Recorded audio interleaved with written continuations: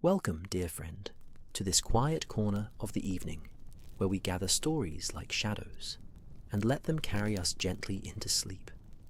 Tonight, we find ourselves transported to the fog-wrapped streets of Victorian London, where mysteries unfold not with violence or fear, but with the soft turning of pages, the gentle clink of teacups, and the steady, reassuring voice of reason.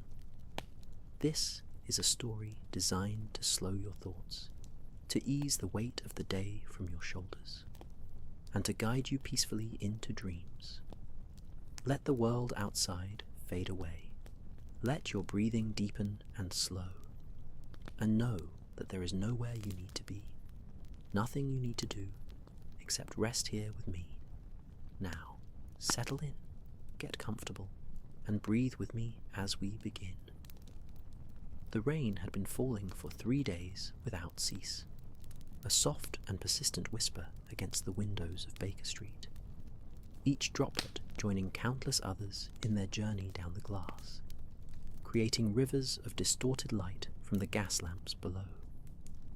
Inside the sitting room, the fire crackled with a voice all its own, speaking in pops and hisses, throwing dancing shadows across the burgundy wallpaper and the cluttered surfaces that bore witness to Sherlock Holmes's peculiar genius.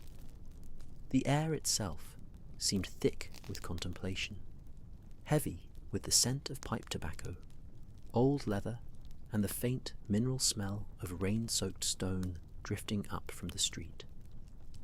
I sat in my usual armchair, the leather worn smooth by years of companionable evenings such as this, a blanket across my knees, and a cup of tea growing cool in my hands. Across from me, Holmes reclined in his own chair, his long fingers steepled beneath his sharp chin, his grey eyes half closed in that state, between waking thought and something approaching meditation. We had not spoken for nearly an hour, and the silence between us was comfortable, familiar, like a well-worn coat. The clock on the mantelpiece ticked steadily, marking time in its patient way, and I found myself wondering if Holmes was even awake. So still had he become. But I knew better than to assume. His mind was never truly at rest, always turning over some puzzle, some question, examining it from angles invisible to ordinary observers. Outside, the rain continued its gentle percussion, and somewhere in the distance, a hansom cab clattered past, its wheels splashing through puddles, the sound muffled and dreamlike through the curtained windows. London at night, wrapped in rain and fog, became a different city entirely, a place of whispers and soft edges, where even the most ordinary elements took on an air of mystery. It was nearly midnight when the knock came at our door. Not a frantic pounding, nothing to startle or alarm, but a slow, deliberate series of raps, measured and calm. Mrs. Hudson's footsteps could be heard ascending the stairs, her familiar tread reassuring in the quiet house. Holmes stirred, opening his eyes fully for the first time in an hour, a slight smile playing at the corners of his mouth. "A visitor at this hour," he murmured, his voice soft and unhurried. "Someone who values discretion over urgency, I think." The knock betrays neither panic nor impatience, merely purpose.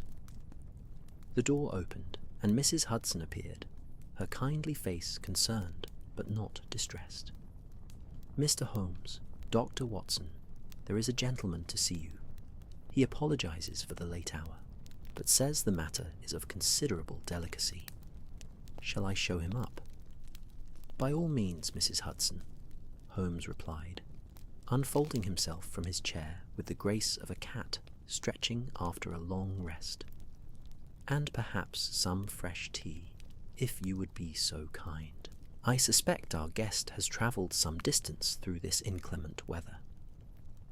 Within moments, our visitor entered the sitting room, and I found myself studying him with the observational habits Holmes had instilled in me over our years together. He was a man of perhaps 50 years, distinguished in bearing, with silver threading through his dark hair, and a face that spoke of both privilege and present worry. His evening clothes were of the finest quality, though dampened by rain, despite the protection of a heavy cloak, which he removed with Mrs. Hudson's assistance. His hands, I noticed, trembled slightly as he did so, though whether from cold or nervousness, I could not immediately determine. "Mr. Holmes," he began, his voice cultured and soft. "Dr. Watson, I am profoundly grateful you would receive me at such an hour. My name is Lord Edmund Ashworth, and I come to you with a matter most strange and troubling, yet not, I think, dangerous in the usual sense. It is a puzzle that has been robbing me of sleep for these past weeks, and I find I can no longer bear it alone." Holmes gestured to a chair near the fire, and Lord Ashworth settled into it with evident relief.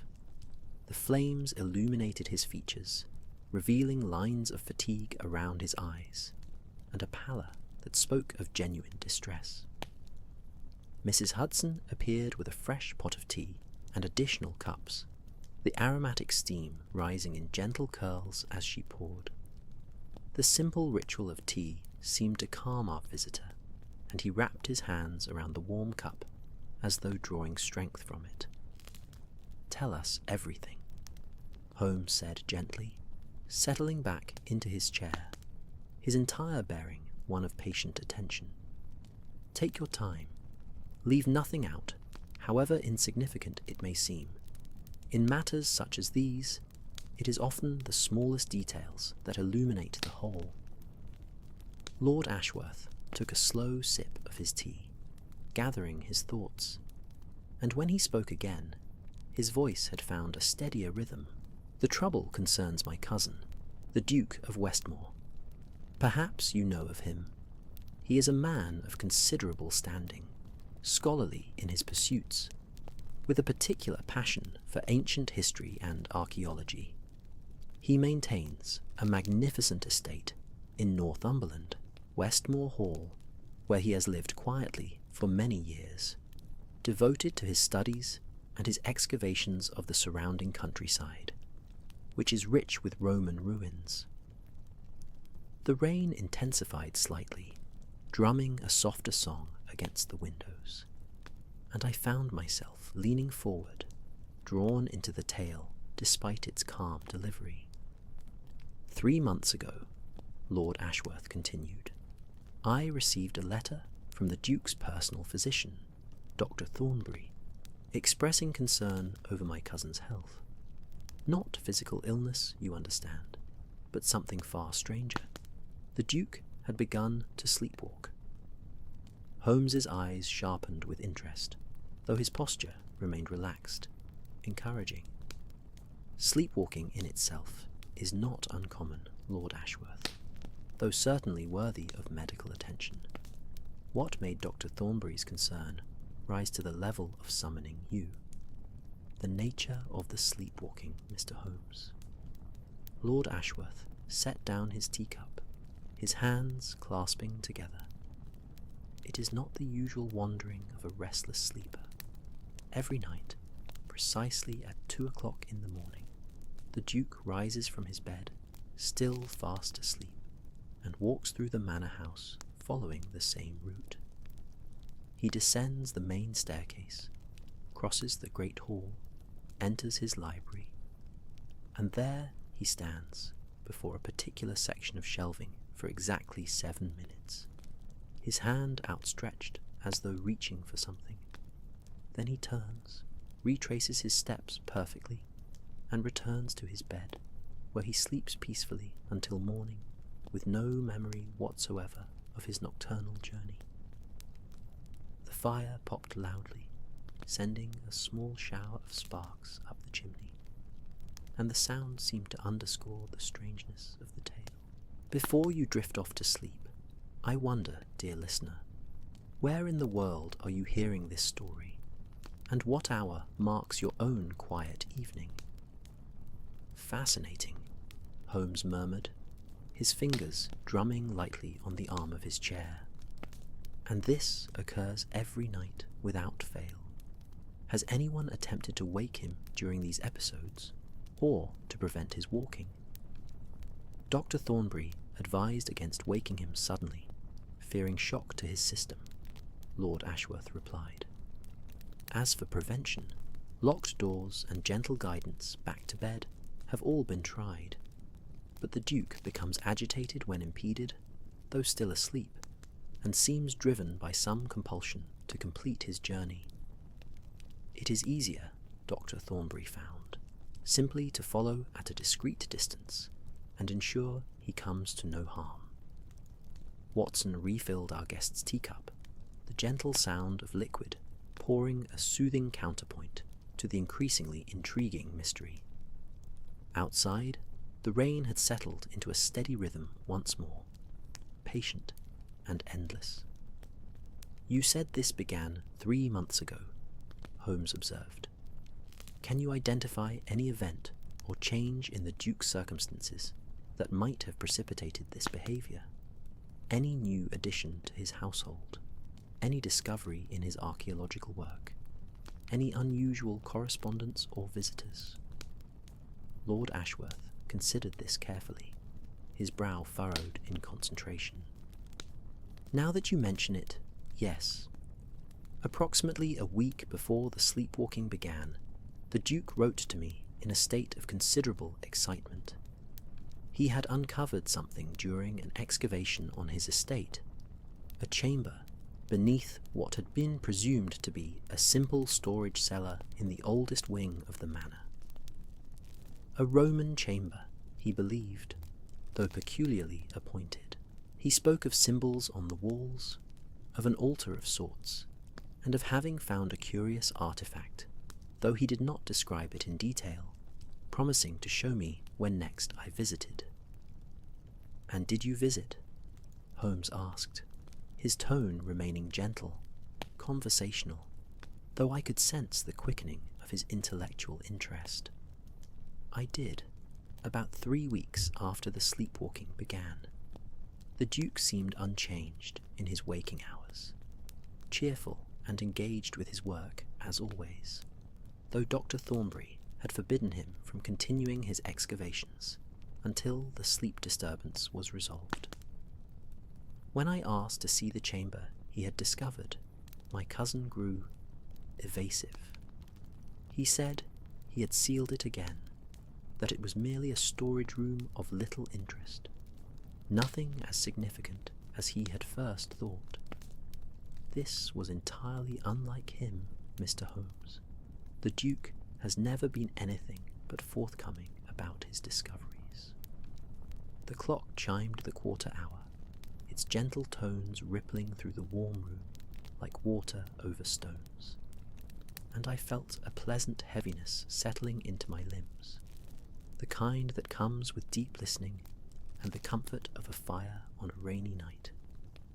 Holmes rose smoothly and crossed to the window, pulling back the heavy curtain to gaze out at the rain-slicked street below, his silhouette dark against the diffused glow of the gas lamps. "Tell me, Lord Ashworth," he said softly, still looking out at the night. "In the library, when the Duke reaches toward the shelves, can you describe which section holds his attention? What volumes are housed there?" "That is perhaps the strangest detail of all," our visitor replied. "The section contains his collection of manuscripts and texts related to Roman Britain, specifically materials concerning their religious practices and mystery cults. Dr. Thornbury has examined the shelves thoroughly. There is nothing unusual about them, nothing hidden or displaced, and yet, night after night, the Duke stands before them as though searching for something he cannot find." Holmes turned back from the window, and in the firelight I could see that look I knew so well, the one that meant the game was truly afoot. though his manner remained unhurried, almost drowsy in its calm delivery. "This chamber beneath the manor," he said. "You mentioned symbols on the walls. Did the Duke sketch any of them for you, or describe them in his letter?" He did sketch one. Lord Ashworth reached into his coat pocket and produced a folded paper which he handed to Holmes. He called it the focal point of the chamber, carved into the wall above what he believed had been an altar. Holmes studied the sketch in the flickering firelight, and though he said nothing, I saw his eyebrows rise fractionally. After a long moment, he handed the paper to me, and I examined it carefully. The symbol was circular, intricate, with geometric patterns radiating from a central point, and around the outer edge, what appeared to be Latin text, though the letters were archaic in style. "Lord Ashworth," Holmes said finally, his voice carrying a note of gentle conviction, "I believe your cousin has discovered something of significance, something that has awakened a part of his mind that now seeks answers his conscious self cannot or will not pursue. This is not a medical matter, though Dr. Thornbury's care is admirable. This is a mystery that must be unravelled if the Duke is to find peace once more." Our visitor's relief was palpable, his shoulders relaxing as though a great burden had been shared. "Will you help us, Mr. Holmes? Will you come to Westmore Hall?" "We shall depart tomorrow morning," Holmes replied with quiet certainty. "The rain is expected to clear, and the journey north will give us time to consider the various threads of this puzzle. For now, Lord Ashworth, you must rest. Mrs. Hudson keeps a comfortable guest room, and you should not travel back through this weather tonight." As Lord Ashworth was shown to his accommodations, I remained by the fire with Holmes, who had returned to his chair, his fingers once more steepled beneath his chin, his eyes reflecting the dancing flames. "What do you make of it, Holmes?" I asked softly. He smiled, a distant, thoughtful expression. "I make of it, Watson, that we are about to journey into a mystery that spans centuries, where the past reaches forward to disturb the present, and where truth lies buried beneath both earth and consciousness. But these are thoughts for tomorrow.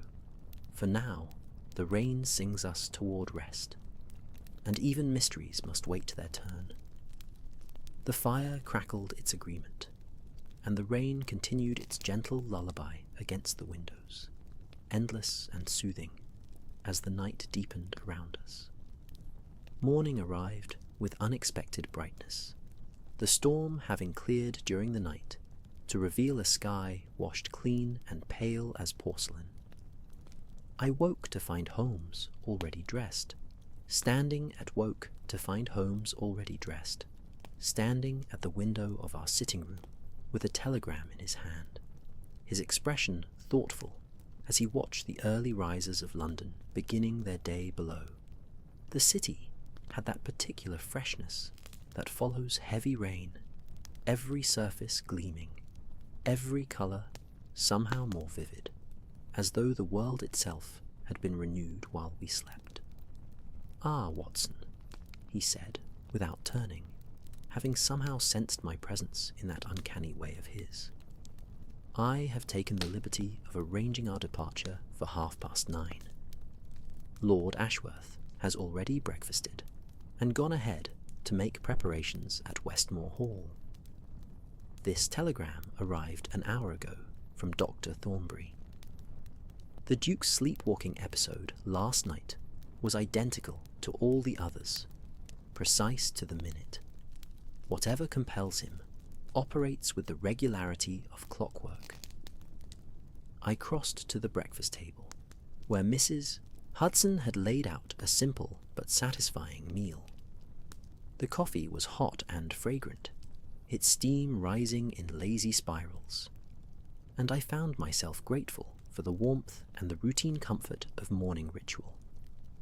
Holmes joined me, though he ate sparingly, his mind clearly already engaged with the puzzle that awaited us in Northumberland. The hansom cab arrived promptly, and soon we were rattling through the awakening streets toward King's Cross Station, our luggage secured behind us, the morning air cool and fresh against our faces. London in the early hours possessed a different character entirely from its nighttime self. The fog and shadows replaced by the honest bustle of commerce and daily life. Street vendors called their wares, shopkeepers swept their doorsteps, and the great city hummed with purposeful energy. King's Cross Station rose before us, its vast iron and glass roof arching like the ribcage of some enormous beast, the morning sunlight filtering through to create patterns of light and shadow on the platform below. The smell of coal smoke and steam mingled with the scent of fresh bread from the station bakery, and the sounds of whistles, of luggage trolleys, of hundreds of voices echoing in that cavernous space created a symphony of departure and arrival. Our train awaited on Platform 7, a magnificent locomotive breathing steam like a living creature, its dark green paint gleaming, its brass fittings polished to brilliance. We secured a first-class compartment, settling into the plush seats as porters loaded our cases. Holmes immediately withdrew a small leather notebook from his coat pocket and began sketching something, his pencil moving with swift precision across the page. "The symbol from the chamber," he explained, not looking up.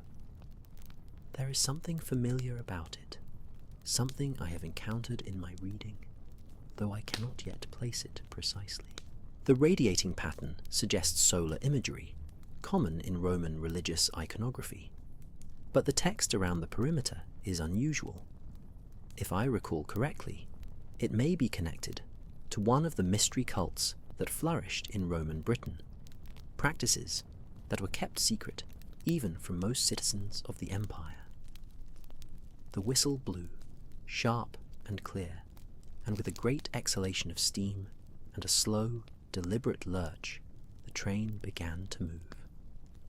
The platform slid past our window, gradually giving way to the outskirts of London, and I felt that peculiar sensation of transition, of leaving one world behind and moving toward another.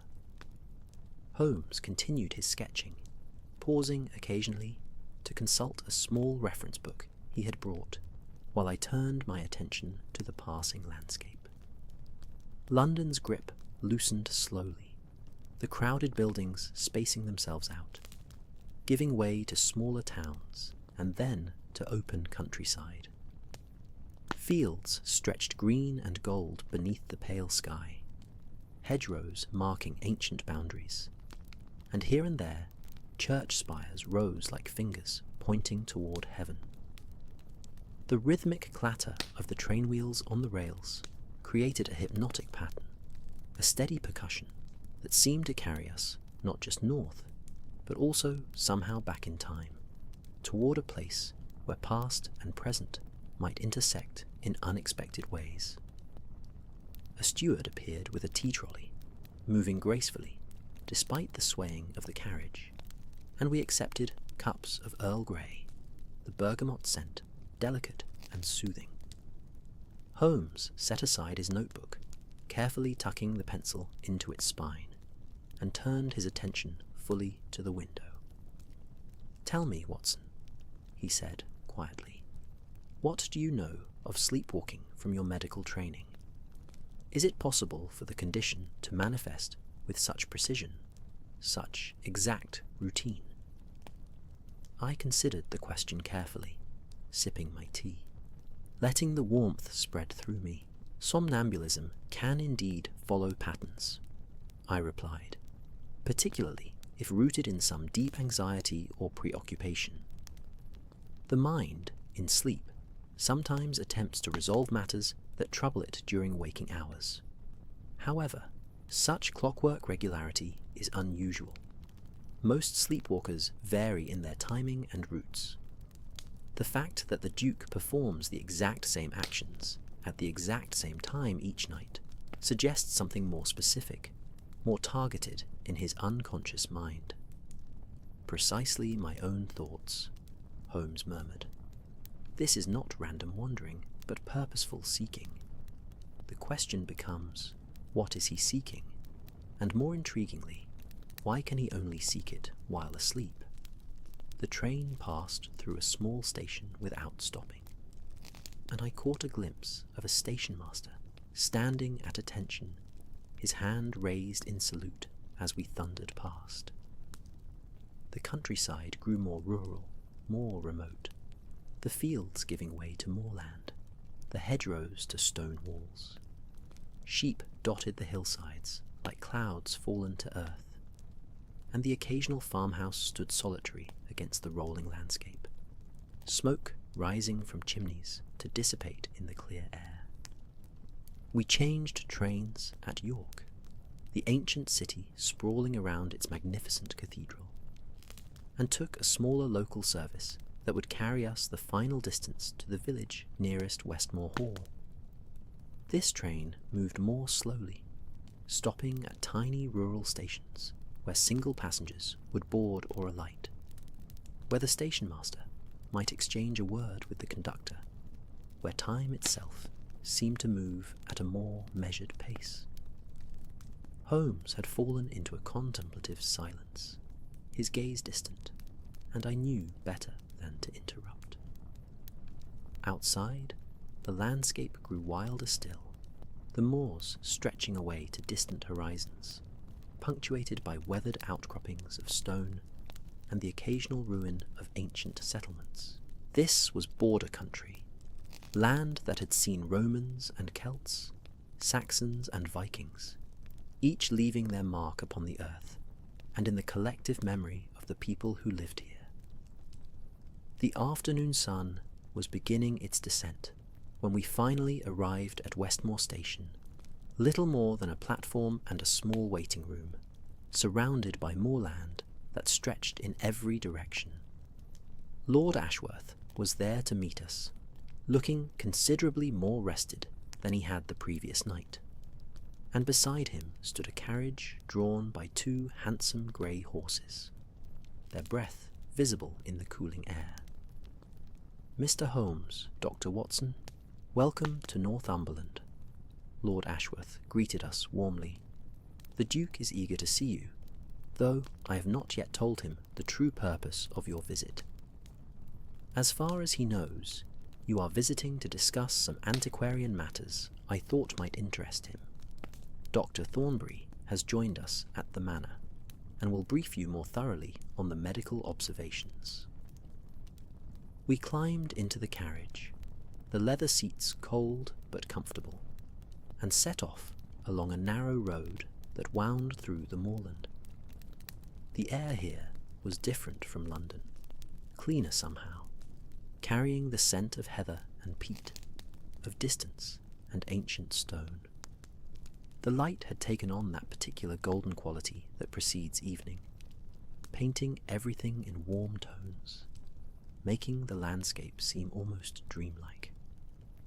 Westmore Hall dates to the late 16th century, Lord Ashworth explained as we travelled, built on the foundations of an earlier structure, which itself may have incorporated Roman stonework. The Duke inherited it 15 years ago and has devoted himself entirely to its history and the archaeology of the surrounding estate. He has made several significant discoveries, but nothing that has affected him as this recent find appears to have done. The carriage rounded a bend, and suddenly, there it was. Westmore Hall rose from the moorland like something from a Gothic painting, its grey stone walls solid and imposing, its many windows reflecting the dying sunlight, its chimneys reaching toward the sky. It was not a cheerful house, nor a welcoming one in the usual sense. but rather a structure that commanded respect, that spoke of centuries and secrets, of lives lived and mysteries accumulated. We passed through an iron gate, its bars wrought with intricate patterns, and proceeded up a long drive lined with ancient oak trees, their branches forming a natural archway above us. The sound of the horses' hooves changed as we moved from earth to gravel, a crisp crunching that announced our arrival. A butler stood waiting at the entrance, elderly and dignified, and as we descended from the carriage, the great oak door swung open to reveal an entrance hall that took my breath away. The ceiling soared 2 stories above us, supported by dark wooden beams, and the walls were lined with portraits of stern-faced ancestors, their eyes seeming to follow us as we entered. A fire burned in an enormous stone fireplace, and the scent of wood smoke mixed with that of beeswax and old stone, creating an atmosphere both welcoming and slightly melancholy. The Duke is in the east drawing room, the butler informed us in a soft voice that barely disturbed the quiet of the hall. Dr. Thornbury is with him. They are expecting you, my lord. We were led through a series of corridors, each one lined with more portraits, more evidence of the long history of this place, until we reached a door of polished oak. Lord Ashworth knocked gently, and a voice from within bid us enter. The drawing room was magnificent, its walls covered in deep green fabric, its furniture upholstered in rich burgundy. More portraits gazed down from above, and tall windows looked out over the moorland, now beginning to darken as evening approached. A fire crackled in yet another massive fireplace, and before it stood 2 men.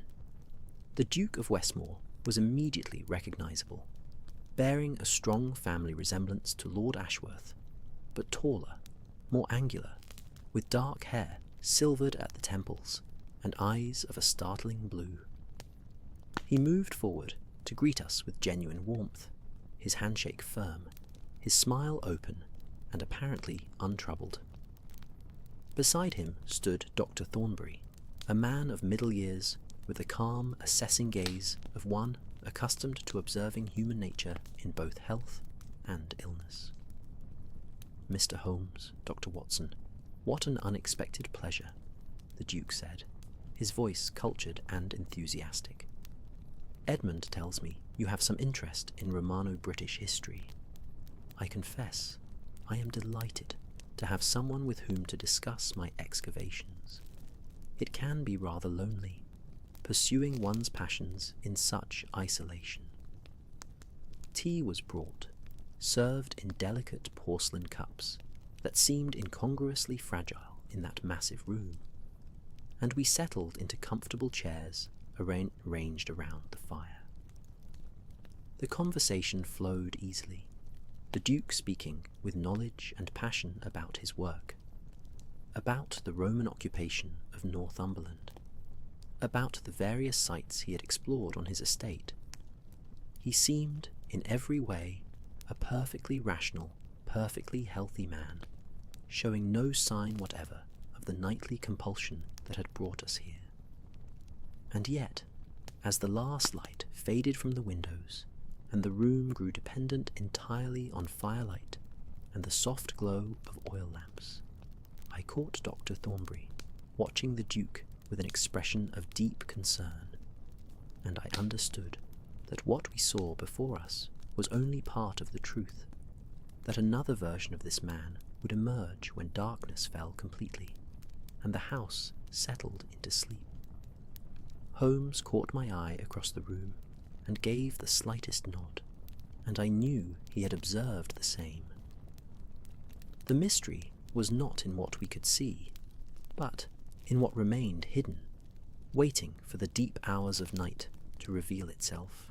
Dinner that evening was served in a dining room that seemed to exist outside of time itself, a long chamber where candlelight flickered against dark panelling, and the faces in the portraits appeared to lean forward from their frames, as though listening to our conversations, as though listening to our conversation.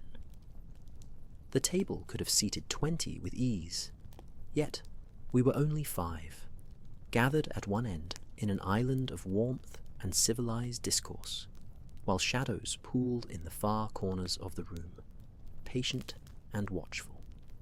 The Duke proved to be an excellent host, the meal itself a reflection of both his refined tastes and the skill of his household. Course followed course in gentle succession, each dish presented with quiet elegance by the elderly butler, whose movements were so practiced as to be nearly soundless. There was a soup of winter vegetables, rich and warming, followed by roasted game from the estate, accompanied by root vegetables, glazed with honey and herbs from the kitchen garden. Wine flowed sparingly, a deep burgundy that caught the candlelight in its depths, and conversation moved across topics with the ease of educated men sharing ideas rather than merely filling silence. The Duke spoke of his excavations with undimmed enthusiasm, describing layers of history uncovered in the earth, fragments of pottery that told stories of daily life 2,000 years past, coins bearing the profiles of emperors whose names had become legend. His hands moved expressively as he talked, sketching shapes in the air, his blue eyes bright with passion for his subject. There was no hint of disturbance, no shadow of the compulsion that would seize him once sleep claimed him. Dr. Thornbury, seated to my right, ate methodically, his attention divided between his plate and the Duke, that same concerned watchfulness I had observed earlier never quite leaving his expression. The Romans who settled here were far from home, the Duke was saying, his voice taking on a contemplative quality. Soldiers stationed at the edge of empire, surrounded by hostile territory and harsh weather. They brought their gods with them, their rituals, their ways of making sense of existence. But they also encountered the beliefs of the people who lived here first, the Celts with their own mysteries, their own sacred places. What happens when worldviews collide? Sometimes they merge, creating something entirely new, something that belongs fully to neither tradition. Holmes listened with focused attention, occasionally asking questions that drew out more detail, more nuance. "These mystery cults you mentioned earlier," he said, accepting a small portion of cheese as the final course was presented. "They were secretive by nature, were they not? Initiates sworn to silence about the rituals they practiced?" "Precisely," the Duke replied, leaning forward slightly. "The cult of Mithras was particularly strong among Roman soldiers, a religion of grades and initiations, of symbolic death and rebirth. There were others as well, some drawn from Eastern traditions, some perhaps incorporating local beliefs. The chamber I discovered, the one beneath the old wing, it bore symbols I have not seen elsewhere, a blending that suggests something unique may have developed here, in this very location. After dinner, we withdrew to the library, and it was here that the atmosphere shifted palpably. This was the room featured in the Duke's nightly journeys, and knowing this, I studied it with particular care. It was a magnificent space, 2 stories tall, with a gallery running around 3 sides and floor-to-ceiling shelves packed with volumes accumulated over centuries. The scent of old leather and aging paper filled the air, a smell that spoke of knowledge preserved, of wisdom waiting to be rediscovered. More candles had been lit here, their flames steady in the still air, and another fire burned in the hearth, smaller than those in the other rooms, but sufficient to warm the space.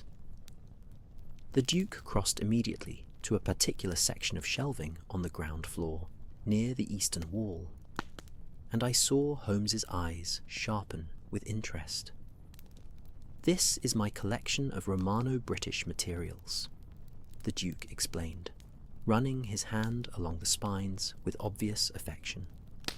"Some are quite rare, manuscripts and early printed works that shed light on the occupation. I find myself drawn here often in the evenings, searching for connections, for understanding of how those ancient peoples lived and thought." "This is the section," Dr. Thornbury said quietly to Holmes and myself, his voice low enough not to reach the Duke, who had begun pulling down volumes to show us. "Every night he stands precisely here, his hand extended toward these shelves, for exactly 7 minutes." Holmes approached the shelving, his movements casual, conversational, examining the titles with apparent scholarly interest, while his keen eyes took in every detail. I watched as his gaze travelled not just across the books, but also along the shelving itself, the walls behind, the floor beneath, searching for something that might explain the Duke's unconscious fixation. Lord Ashworth had settled into a chair near the fire, his exhaustion from recent worry evident in the way he sank into the cushions, and Dr. Thornbury joined him, their low conversation a gentle murmur beneath the Duke's more animated discussion with Holmes. I found myself wandering to the windows, pulling back the heavy curtain to look out at the night. The moorland stretched away into darkness, broken only by distant pinpricks of light from scattered farms, and above, stars had begun to emerge in the clear sky, cold and distant and eternal. The hours passed in comfortable scholarly discussion, the Duke's energy seemingly inexhaustible when it came to his passion, though I noticed Dr. Thornbury checking his pocket watch with increasing frequency as the evening deepened. Eventually, Lord Ashworth excused himself to retire, and shortly after, the Duke himself admitted to feeling the day's exertions. "I am not normally so fatigued by evening," he said, stifling a yawn, "but I confess I have not been sleeping well of late. Nothing serious, merely restless nights. Dr. Thornbury has been kind enough to monitor my health." He smiled at the physician with genuine affection, seemingly unaware of the true nature of the doctor's vigil.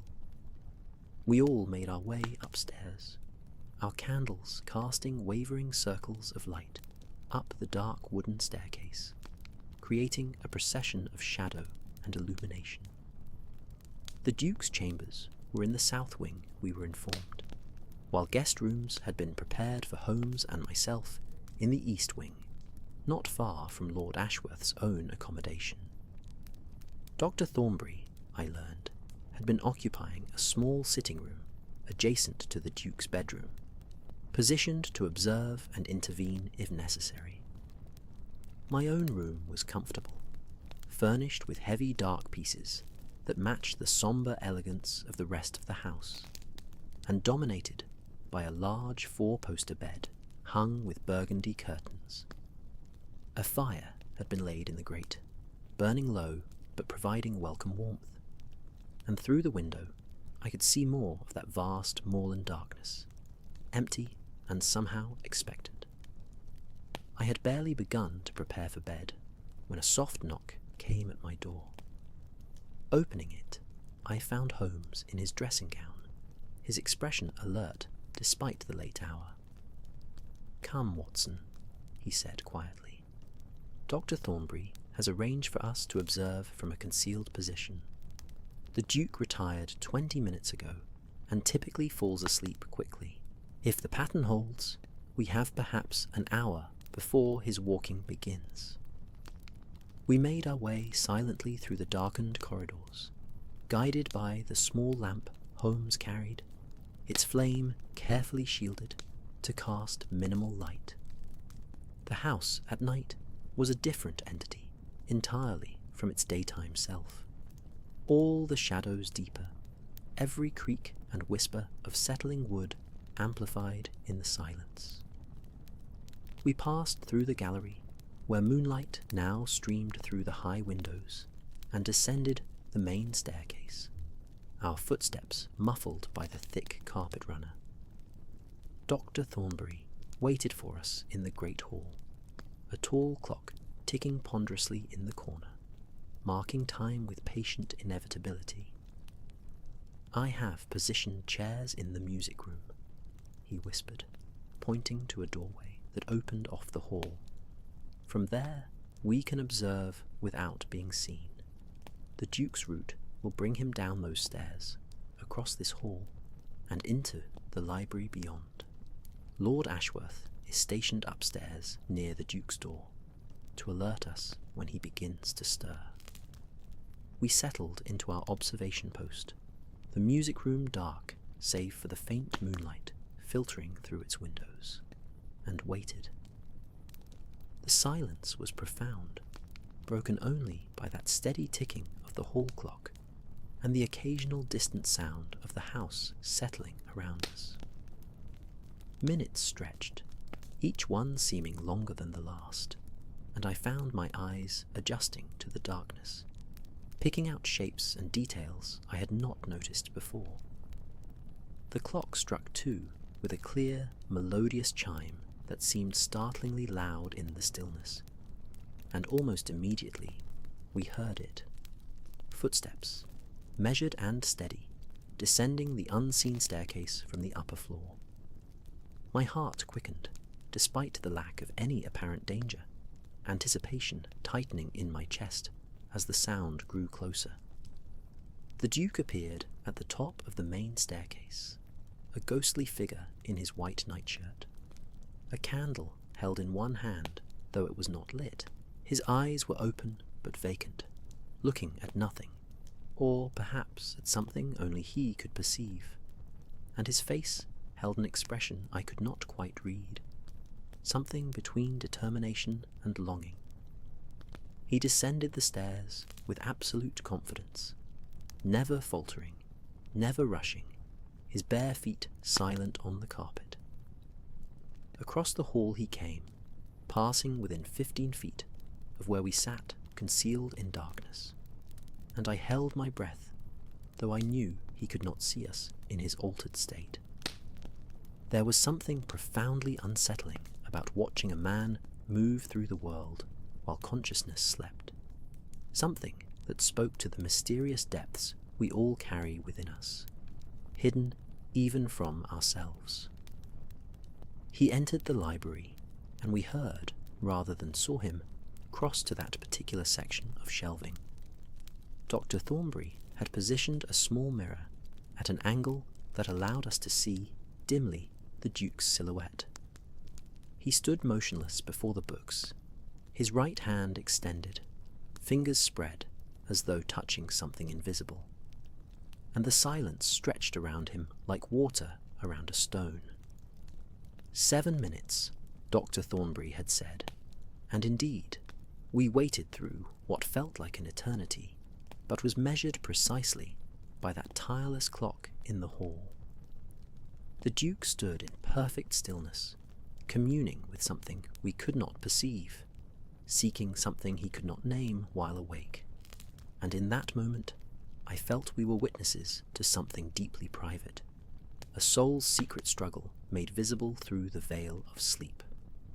Then, exactly as described, he turned, retraced his path across the hall with that same steady tread, climbed the staircase, and disappeared into the upper regions of the house. The 3 of us remained motionless for several minutes more, as though breaking the silence too quickly might shatter something fragile, some understanding not yet fully formed. "Every night," Dr. Thornbury whispered finally, "exactly the same."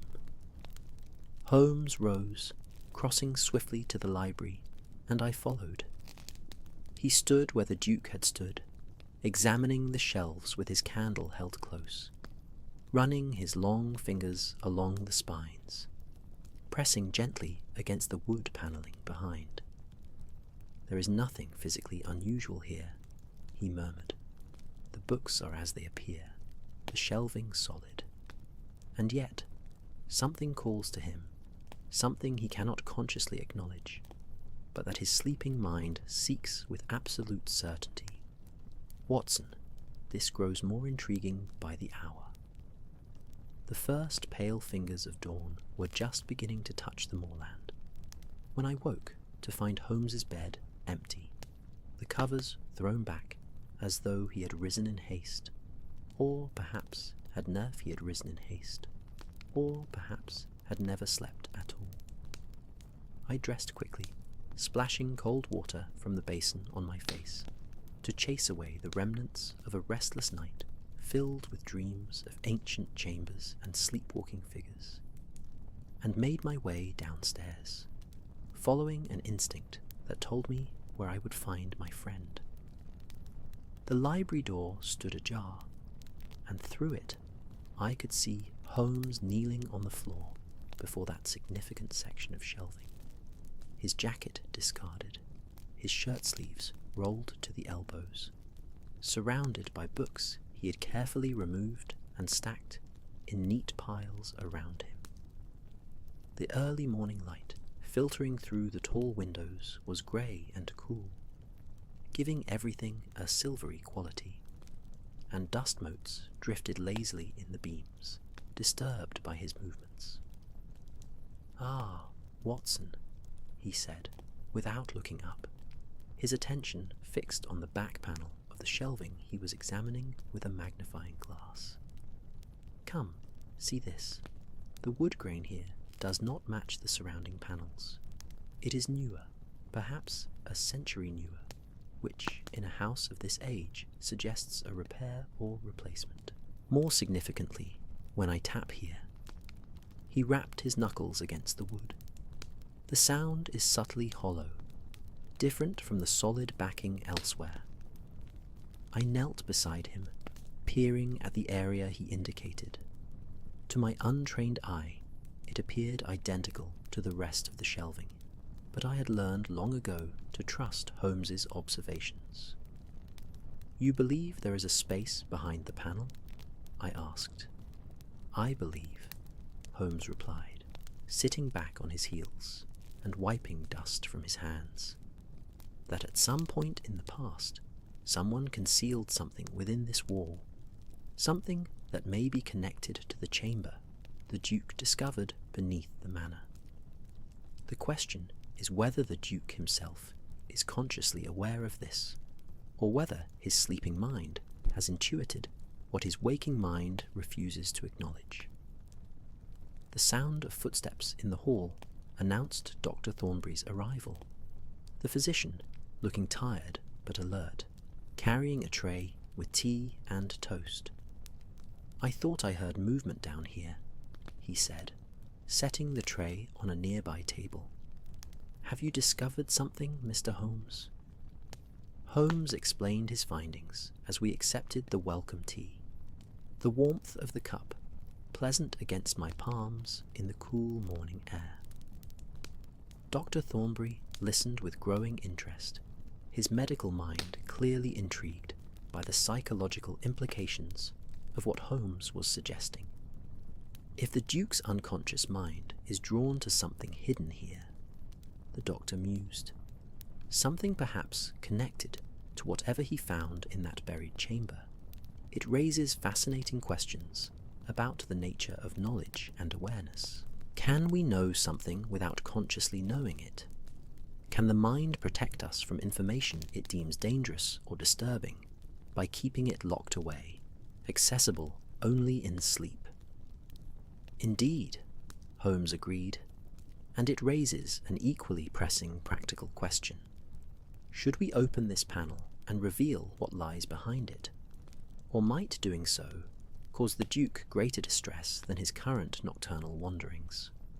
We were still debating this ethical dilemma when the Duke himself appeared in the doorway, fully dressed for the day, looking refreshed and cheerful, seemingly unaware that he had walked these very halls just hours earlier while deep in sleep. His eyes fell on the books Holmes had removed, and a slight frown creased his brow. "Goodness, has there been some disruption to my collection?" he asked, crossing to examine the situation. "Not that I mind, of course, but I do try to keep everything in proper order." Holmes rose smoothly, his manner easy and apologetic. "Forgive me, Your Grace. I became fascinated by your Romano-British texts in the early hours, and allowed my enthusiasm to overcome my manners. I shall return everything to its proper place immediately." No need, the Duke said, waving away the concern.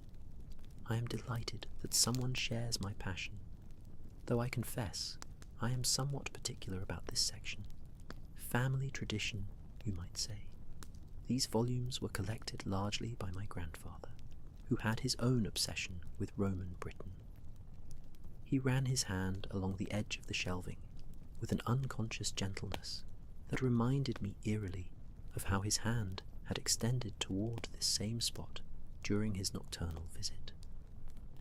Breakfast was served in a morning room that faced east, allowing the strengthening sunlight to pour through the windows and warm the space with golden light. The meal was substantial: eggs and bacon and fresh bread with butter and preserves, and the Duke ate heartily, speaking animatedly about his plans for the day. He intended to ride out to one of the more distant excavation sites, he explained, where evidence suggested there might have been a small Roman watchtower. "Would you care to accompany me, Mr. Holmes?" he offered. "The ride across the moor is invigorating, and the site itself is quite remarkable, even in its ruined state. Dr. Watson, you would be most welcome as well." Holmes accepted with apparent pleasure, and within the hour we were mounted on horses from the Duke's stable, sturdy beasts accustomed to the moorland terrain, setting out across the estate under a sky that had cleared to brilliant blue. The air was crisp and clean, carrying the scent of heather and wet earth, and the moorland stretched away in rolling waves of purple and green and brown, punctuated by grey stone outcroppings, worn smooth by centuries of wind and weather. The Duke rode with practiced ease, pointing out features of the landscape, explaining how the Romans had utilized the natural topography for defensive purposes, how they had built their roads straight and true across terrain that seemed to resist all human organization. His knowledge was deep and genuine, his passion for the subject undimmed by whatever troubled his sleeping hours, and I found myself genuinely enjoying his company, this complex man who held secrets even from himself. We rode for perhaps an hour, the horses' hooves thudding softly on the peaty ground, our breath and theirs visible in the cool air, before the Duke led us up a slight rise, and there, spread before us, were the remains of what had indeed been a watchtower. The foundations were still clearly visible, rectangular and solid, though the structure itself had long since crumbled. Stones lay scattered about, some bearing the marks of Roman tools, and when the Duke dismounted and began to walk among them, his entire bearing changed, becoming almost reverent. "They stood here," he said softly, 2,000 years ago, looking out over this same landscape, watching for threats from the north. Young men, most of them, far from home, cold and probably frightened, maintaining an empire that must have seemed both impossibly vast and impossibly fragile from this remote outpost. Holmes dismounted as well, moving among the ruins with his own particular intensity, examining, measuring with his eyes, piecing together not just the physical structure, but the human story it represented. I remained on my horse for a moment longer, looking out over the moorland as those ancient sentries must have done. And I felt something of what the Duke described, that connection across time, that awareness of human continuity and change. The ride back was leisurely, and we arrived at the manor house as luncheon was being laid in the dining room. Lord Ashworth had emerged from his own morning pursuits and joined us for the meal, the conversation ranging across topics both light and serious. The Duke seemed entirely at ease, showing none of the tension I might have expected from a man suffering unexplained nocturnal compulsions. It was over the final course, a simple pudding with cream, that Holmes carefully steered the conversation toward the sealed chamber. "Your cousin mentioned, Your Grace, that you had made a discovery some months ago, a chamber beneath the old wing. I confess, as someone fascinated by Romano-British archaeology, I would be tremendously interested to hear about it, if you are willing to discuss it." The change in the Duke was subtle, but unmistakable. His expression, which had been open and animated, closed slightly, a wariness entering his eyes. He set down his spoon with deliberate care, and when he spoke, his voice had lost some of its earlier warmth. "Ah, yes, the chamber. I fear Edmund may have given you an exaggerated impression of its significance. It proved to be merely an old storage cellar, probably medieval in origin, rather than Roman as I had initially hoped. Nothing of particular interest, really. I had it sealed again to prevent any structural issues with the foundations." "Still," Holmes pressed gently, "you must have made some initial observations before sealing it. The architecture, any markings or artifacts, the general character of the space." The Duke stood abruptly, his napkin falling from his lap to the floor unnoticed. "Forgive me, gentlemen, but I find I am not feeling entirely well. The morning ride, perhaps, or the change in weather. Dr. Thornbury, if you would excuse me as well." And with that, he left the dining room, his footsteps echoing down the corridor, leaving the rest of us in uncomfortable silence. Dr. Thornbury rose to follow, but Lord Ashworth placed a restraining hand on his arm. "Give him a moment," he said quietly. "This is his way. When something troubles him deeply, he retreats into himself. He will rejoin us when he has composed himself." Holmes sat back in his chair, his fingers steepled beneath his chin, in that characteristic gesture of deep thought. "The chamber is the key," he said softly. "Whatever he found there, it disturbed him profoundly, and he has chosen to bury it, both literally and figuratively, but the mind will not be denied. What we repress during the day returns to haunt us in sleep." "Should we press him?" Lord Ashworth asked, his concern evident. "Or would that drive him further into denial?" "I think," Holmes replied slowly, "that we must see this chamber for ourselves. With or without the Duke's permission, we must discover what lies beneath this house, what secret has taken root in his unconscious mind, and will not release him until it is brought into the light." The afternoon passed quietly, the Duke remaining in his chambers, the rest of us occupying ourselves with reading and quiet conversation in the various sitting rooms. The house seemed to settle around us, the sunlight moving across the floors in measured progression, dust motes dancing in the beams, the clock in the hall continuing its patient counting of hours. Outside, clouds had begun to gather again, and by the time evening approached, rain was threatening once more, the sky darkening prematurely, lending everything a melancholy cast.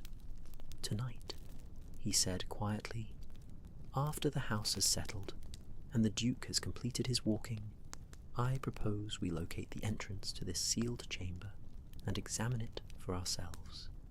The answers we seek lie underground, and we will find no peace until we bring them to light. Candlelight pooled in trembling circles as we descended into the oldest wing of Westmore Hall, our shadows stretching and contracting along walls, the long walls that had stood for centuries, stones laid by hands long turned to dust. Lord Ashworth led the way, his lamp casting a wavering illumination that seemed almost reluctant to penetrate the deeper darkness ahead, while Holmes followed close behind, his attention fixed on every detail of our surroundings with that peculiar intensity I knew so well.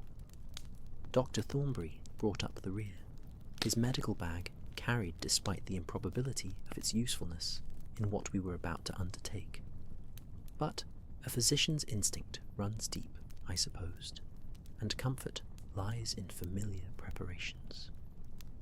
The corridor narrowed as we progressed, the ceiling lowering until even I, who was not particularly tall, felt the weight of stone pressing close above us. The air changed here, growing cooler and carrying that particular mineral smell of deep earth, of places where sunlight never reached and time moved according to geological rather than human measurement. Our footsteps echoed strangely, each sound seeming to repeat itself in ways that defied the actual architecture, as though the stones themselves were whispering our progress to whatever lay ahead. This section predates the rest of the manor, Lord Ashworth explained in hushed tones, his voice instinctively lowering in these confined spaces. The 16th century builders incorporated what remained of an earlier structure, possibly 13th century, which itself may have been built on even older foundations. The Duke always believed that Roman stones were reused here, though he could never find definitive proof until he discovered the chamber. We reached a heavy wooden door bound with iron straps that had oxidized to a deep rust brown, the metal weeping slow tears down the wood where moisture had accumulated over years. Lord Ashworth produced a large key from his pocket, its teeth worn smooth by generations of use, and worked it into the lock. The mechanism resisted, grinding and protesting, before finally yielding with a clunk that seemed unnaturally loud in the close air. Beyond lay a cellar that appeared, at first glance, entirely ordinary. Wooden shelving lined the walls, mostly empty now, but bearing the dust shadows of items long since removed. And the floor was flagstone, uneven with age, sloping slightly toward a drain in the far corner. Barrels that might once have held wine or ale stood empty against one wall, their staves separated by time, and cobwebs hung in elaborate architecture from the ceiling beams, stirred now by the air displacement of our entry. Here, Lord Ashworth said, crossing to the far wall and indicating a section of stone that appeared, to my eye, identical to the rest. The Duke was examining the walls, looking for evidence of Roman construction techniques, when he noticed that the mortar in this section was different, newer. He began to carefully remove stones, and behind them he found a passage leading downward. Holmes knelt before the wall, running his hands across the surface with his eyes closed, reading the stone through touch as another man might read a book. The reconstruction was done carefully, he murmured, but not expertly. Someone wanted to seal this passage, but lacked the skill to make it truly invisible. When was this done, do you know? The Duke believed it was sometime in the mid-18th century, based on the type of mortar used, Lord Ashworth replied. As to why someone sealed it, he could only speculate. Then let us remove the speculation and replace it with observation, Holmes said, standing and brushing dust from his hands. Lord Ashworth, you said the Duke had reopened this passage before sealing it again. The stones should therefore come away relatively easily. Working together, with Holmes directing and all of us contributing physical effort, we began to remove the stones. They were heavy, each one requiring care to lift and set aside without causing the surrounding structure to shift dangerously. And the work was slow and methodical. Sweat gathered on my brow despite the coolness of the cellar, and my hands grew rough from the texture of the stone.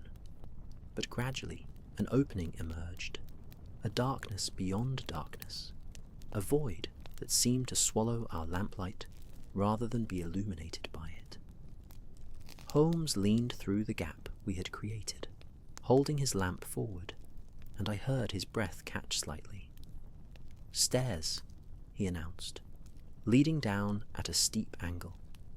The construction is definitely Roman, the stones cut and fitted with their characteristic precision. Whatever lies below was important enough to build well and to hide carefully. One by one, we squeezed through the opening and began our descent. The stairs were narrow, designed for single-file passage, and worn smooth in the centre by the countless feet that had traversed them in ancient times. I kept one hand on the wall for balance, feeling the coolness of the stone, the occasional dampness where underground water seeped through, and I counted the steps as we descended. 20, 30, 40. We were going deep into the earth, far below the foundations of the manor house above, into layers of history that predated the building by centuries. The stairs ended abruptly, opening into a chamber that made all of us stop and stare in wonder.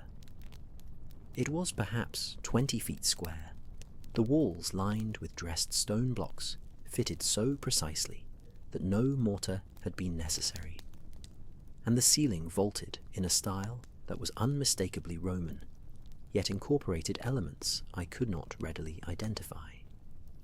But it was not the architecture that captured our attention. It was what covered nearly every surface. Symbols, painted, carved, and in some cases inlaid, with what appeared to be gold leaf or copper. They covered the walls in intricate patterns that seemed to pulse and flow in the wavering lamplight.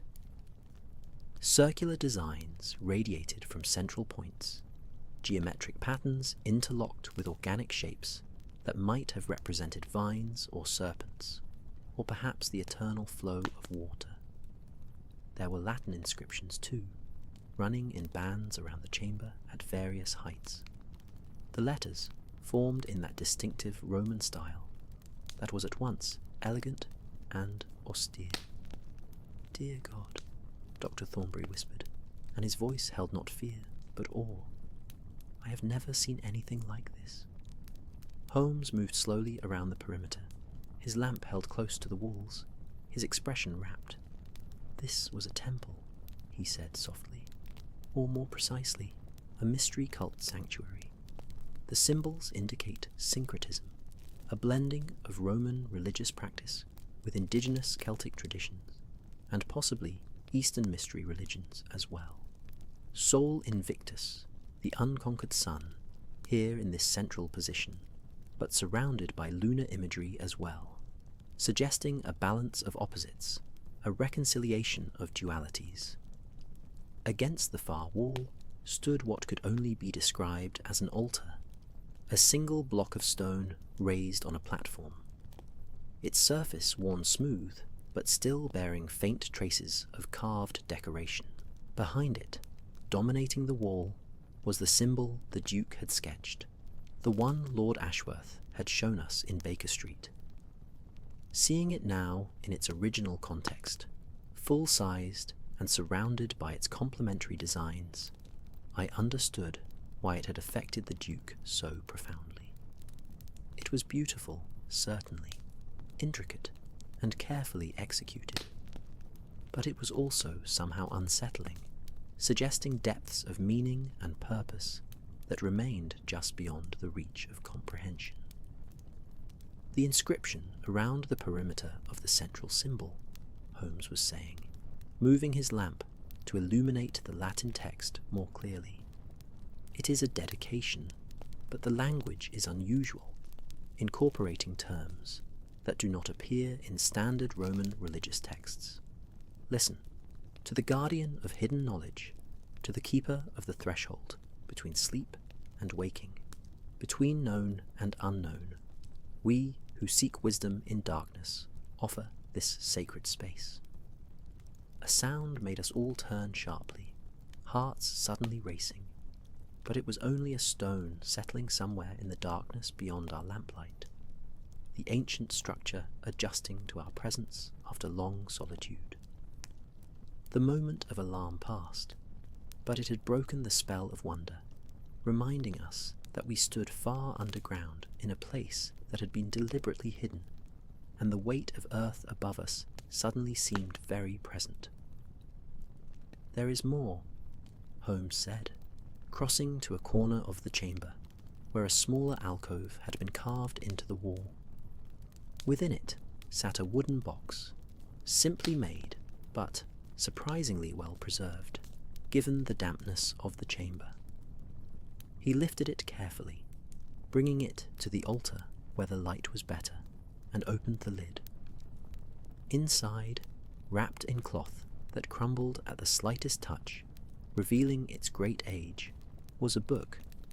Not a modern book, but a manuscript, the pages of vellum carefully sewn together, the cover of leather tooled with more of those circular symbols. Holmes lifted it with reverent care, opening it to reveal pages covered in dense Latin text, interspersed with elaborate illustrations of the various symbols that adorned the chamber walls.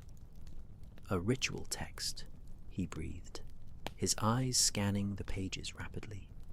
Instructions for initiation, for meditation practices, for what they called the journey inward to the hidden temple. This is extraordinary.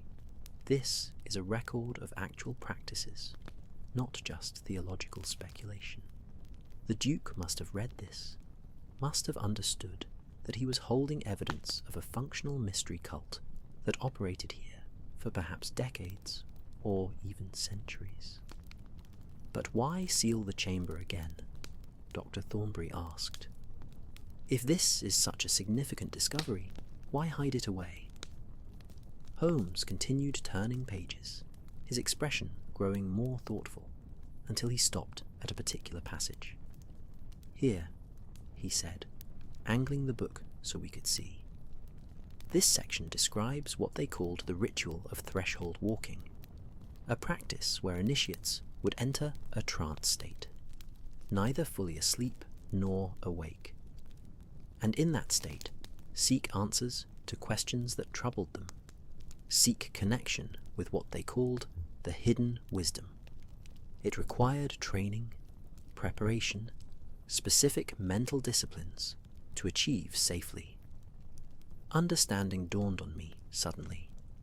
The Duke read this, perhaps even attempted some of the practices described, and somehow triggered his own version of this threshold walking.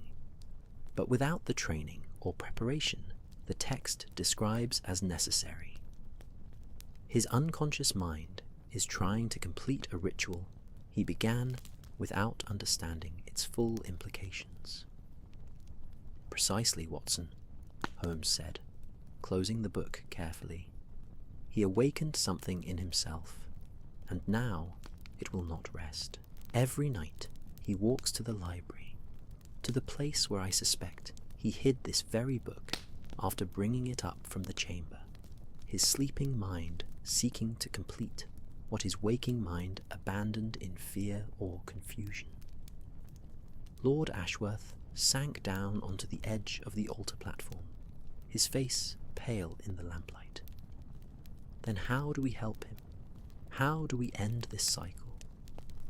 "We bring everything back into the light," Holmes replied firmly. "We show him what he discovered. We help him understand it, not as something fearful, but as what it truly is. evidence of human seeking, of the eternal quest for meaning and understanding. The mystery cult practitioners were not demons or supernatural beings. They were men like the Duke himself, scholars and seekers trying to comprehend existence through the tools available to them.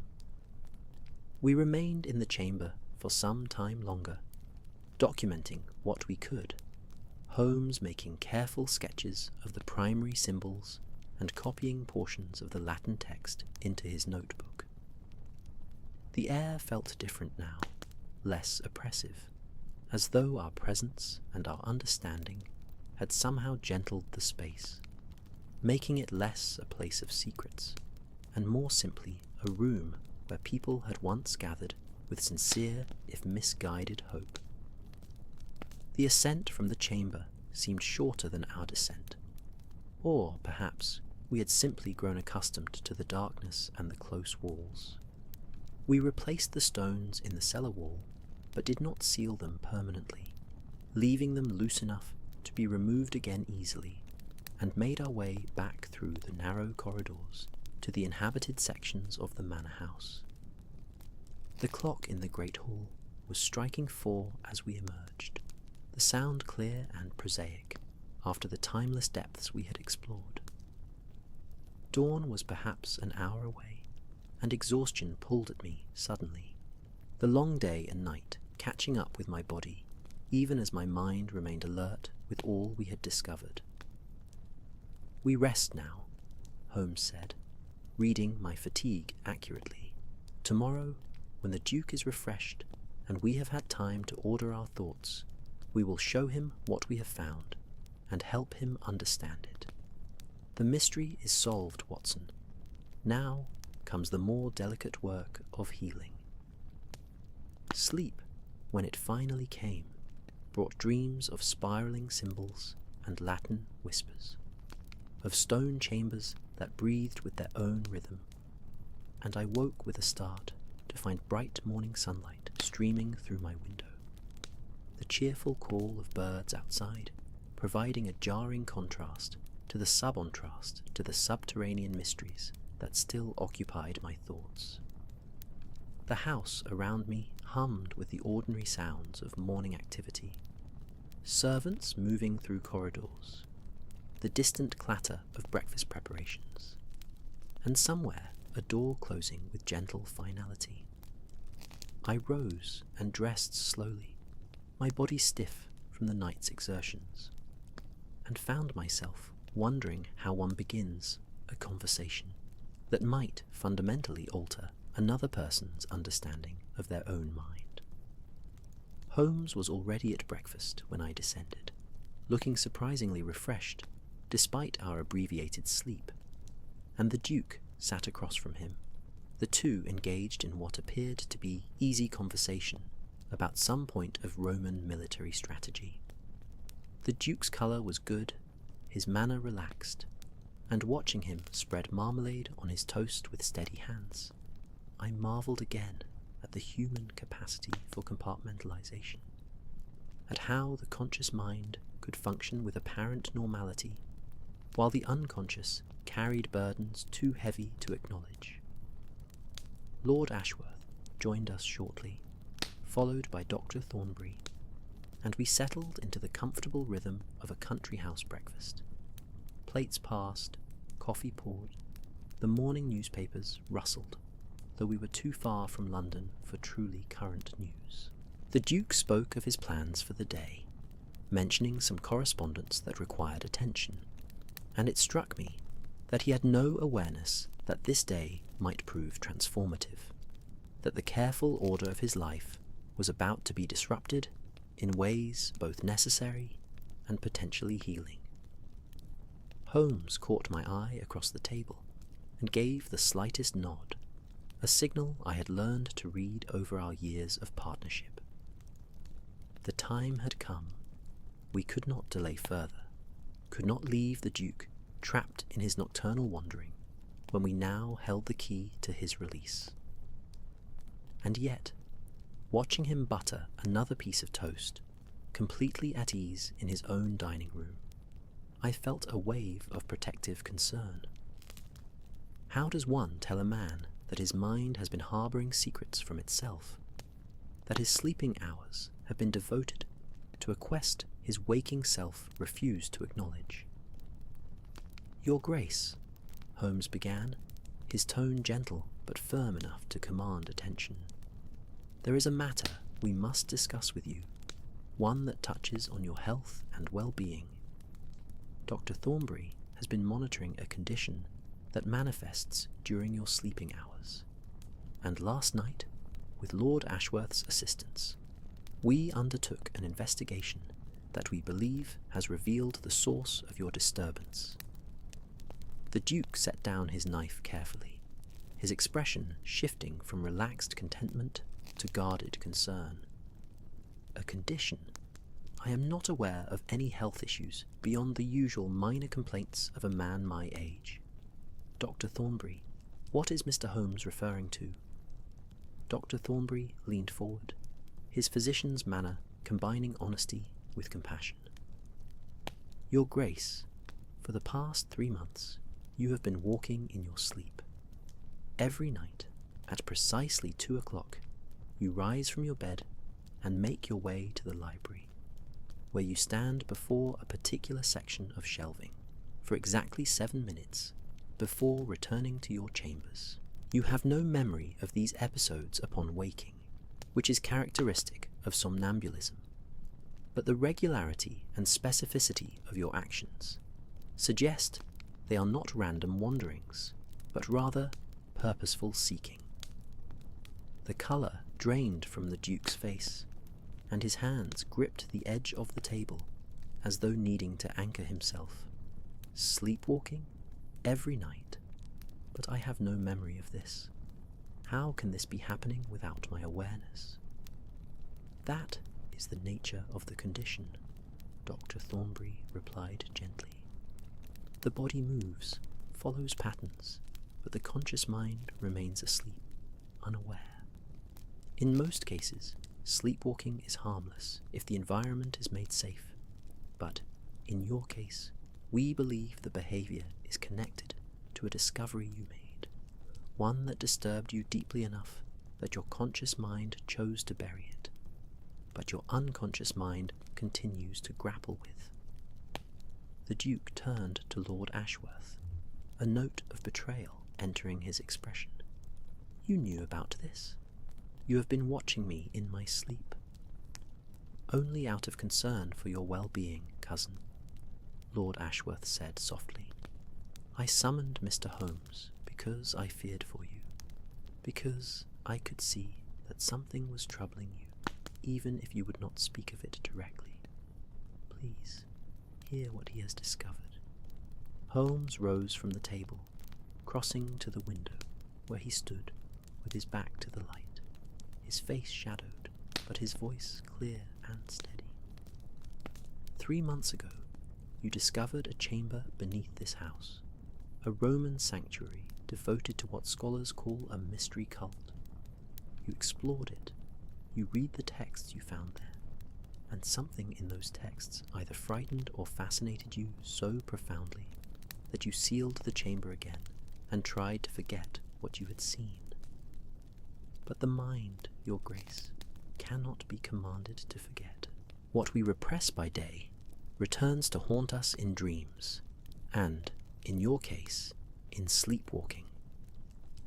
The teacup in the Duke's hand trembled suddenly, and tea slopped over the rim onto the white tablecloth, spreading in a dark stain that seemed to grow and grow in the silence that followed Holmes's words.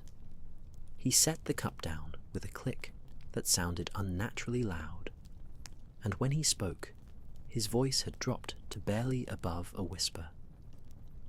"I thought I had hidden it well enough. I thought if I sealed the chamber and placed the book where I could not easily access it, if I simply refused to think about what I had read, then it would fade from memory, like a dream upon waking. But it has not faded, has it? Instead, it has burrowed deeper, taken root in some part of my mind I cannot control. Last night, Holmes continued, his tone remaining gentle, understanding. With your cousin's permission, we reopened the chamber. We saw the sanctuary, we examined the symbols, and we read portions of the ritual text you discovered. Your Grace, there is nothing in that chamber to fear. What you found was evidence of sincere human seeking, of people trying to understand consciousness and existence through the frameworks available to them 2,000 years ago. The rituals described, including what they called threshold walking, were attempts to access states of awareness between sleep and waking, to explore the boundaries of consciousness itself. The Duke stood abruptly, his chair scraping back across the floor, and crossed to the window on the opposite side of the room, standing with his back to all of us, his shoulders rigid. When he spoke, his voice carried a note of pain that made my heart ache for him. You do not understand what I read in that text, the practices they described, the methods for entering those threshold states. They were not merely intellectual exercises. They believed they were making contact with something, some intelligence or force that existed in the spaces between conscious and unconscious thought. And when I read their accounts, when I saw the care with which they documented their experiences, I began to wonder if they had found something real, something that modern rationalism has dismissed, but that might actually exist in some form we do not yet understand. Holmes moved to stand near the Duke, not crowding him, but offering proximity as a form of support. And that possibility frightened you. The idea that consciousness might be more mysterious, more complex than we currently acknowledge, that there might be aspects of our own minds that are stranger than we imagine. I am a man of science, Mr. Holmes, the Duke said, still not turning. I deal in evidence, in material remains that can be measured and dated and catalogued. But that text, those rituals, they suggested that the most important discoveries might not be in the earth, but in here. He tapped his temple, and I was not prepared for that. I am not prepared for that. So I sealed the chamber and tried to seal away the questions it raised. But your mind would not be sealed, Dr. Thornbury observed quietly. Part of you wants to pursue those questions, wants to understand what the ancients were attempting. And so, every night, you walk to the place where you hid the text, seeking unconsciously what you consciously deny yourself. The Duke finally turned to face us, and I saw that his eyes were bright with unshed tears. Every night, truly every night I have been doing this. Every night for 3 months, Dr. Thornbury confirmed, with perfect regularity and precision. A long silence filled the dining room, broken only by the ticking of the clock on the mantelpiece, and the distant sound of wind moving through the eaves of the old house. The Duke seemed to be struggling with something internal, some conflict between what he had believed about himself and what he was being forced to acknowledge. Finally he spoke, his voice steadier now, carrying a note of determination. Show me, take me back down to the chamber. If I am to be haunted by this discovery, then I must face it directly, must look at it with open eyes, rather than letting it terrorize me from the shadows of my unconscious mind. We made the journey in full daylight, though the descent into the earth quickly took us beyond the reach of sun, and our lamps cast the same wavering illumination they had the night before. The Duke's hands shook slightly as he climbed through the opening in the cellar wall, but his jaw was set with resolve, and he descended the ancient stairs with the bearing of a man going to meet his fate rather than fleeing from it. When we entered the chamber again, the symbols and inscriptions seemed somehow less ominous than they had in the depths of night. Or perhaps it was simply that we were prepared for them now. That familiarity had robbed them of their initial shock. The Duke stood in the centre of the space, turning slowly, taking in every detail with eyes that saw it truly for the first time since he had sealed it away. "It is beautiful," he said finally, wonder entering his voice, despite his evident nervousness. "How could I have forgotten how beautiful it is? Look at the craftsmanship, the care they took to create this space. This was important to them. This mattered." Holmes retrieved the manuscript from where he had carefully replaced it in its alcove and brought it to the Duke. The text itself is remarkable, a detailed account of their practices and beliefs. "But, Your Grace, I want you to understand something crucial. Reading this, even attempting to practice what it describes, does not require you to abandon rationality or embrace supernatural explanations. What the ancients called contact with hidden intelligences might be understood today as accessing different states of consciousness, different ways of processing information and insight that our normal waking awareness does not easily permit." The Duke took the manuscript with trembling hands, opening it to a page Holmes indicated, and read silently for several minutes. When he looked up, his expression had softened, some of the fear leaving his eyes. "They were explorers," he said slowly. "Explorers of inner space, rather than outer geography. That is what they were attempting, is it not?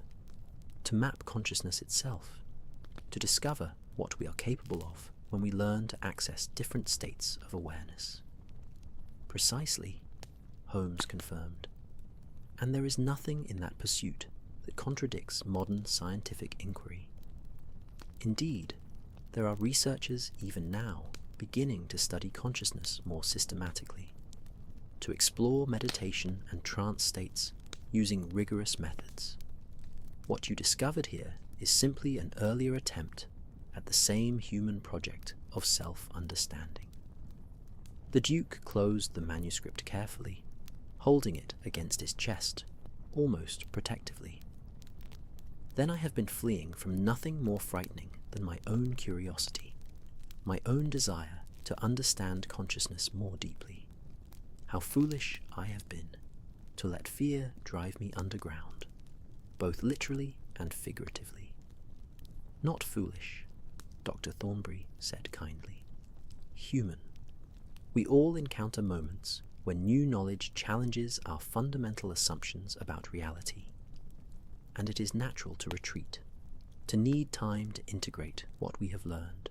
The difficulty arose only because you tried to retreat too far, to deny the discovery entirely, rather than taking the time you needed to process it thoughtfully." We remained in the chamber while longer, the Duke examining the symbols with renewed interest, asking Holmes about the Latin inscriptions, gradually reclaiming the excitement of discovery that had first gripped him 3 months earlier. And watching him, I understood that healing was not a single moment of revelation, but rather a process, a gradual restoration of wholeness that would continue long after we left Westmore Hall. Afternoon light streamed through the library windows when we finally emerged from the depths. Painting rectangles of gold across the Persian carpet and illuminating the dust particles that hung suspended in the air like tiny stars, drifting on currents we could not see but only intuit from their slow, graceful movement. The Duke carried the manuscript carefully, as though it was something precious and fragile, which indeed it was, though I suspected its value to him now was less about its antiquarian worth and more about what it represented. A mystery confronted rather than fled from, knowledge reclaimed from the darkness of denial.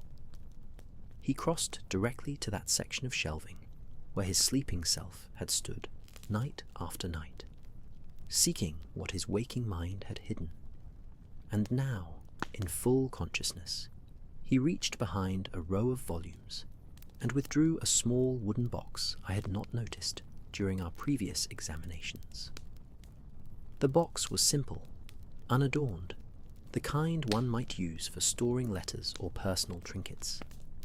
And when he opened it, I saw it contain several items carefully wrapped in cloth, small artifacts from the chamber, a few loose pages of notes in the Duke's own hand, and most significantly, a key.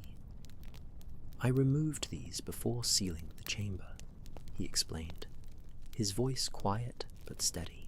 I told myself I was preserving them for future study, but in truth, I was trying to keep some connection to what I had discovered, while simultaneously trying to forget it existed. The human mind is capable of remarkable contradictions, is it not? Wanting and not wanting the same thing simultaneously, holding two opposing truths as equally valid. Holmes settled into one of the leather armchairs, his long frame arranging itself with that peculiar economy of movement he possessed, and gestured for the Duke to join him. Lord Ashworth and Dr. Thornbury took seats as well, and I found myself by the window, leaning against the sill, half watching the conversation, and half gazing out at the moorland beyond, where clouds were gathering again, promising rain by evening. "Your Grace," Holmes began, "I believe your sleepwalking will cease now that you have consciously reclaimed what you unconsciously sought. The mind, having achieved its purpose, will no longer need to pursue these nocturnal journeys. However, I would like to suggest something, if you are willing to consider it. Rather than sealing the chamber again, rather than hiding these artifacts and this text away, what if you were to study them properly?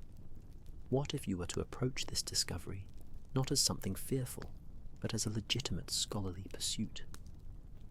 The Duke turned the key over in his hands, the metal catching the light, and I could see him considering the proposition from multiple angles. "You mean publish my findings? Make the chamber accessible to other scholars?" I confess, the thought both excites and troubles me.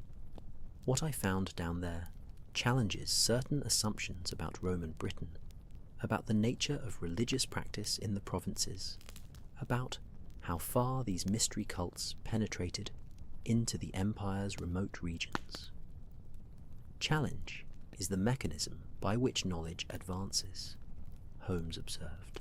"Every significant discovery in any field has required someone to question what was previously accepted as certain.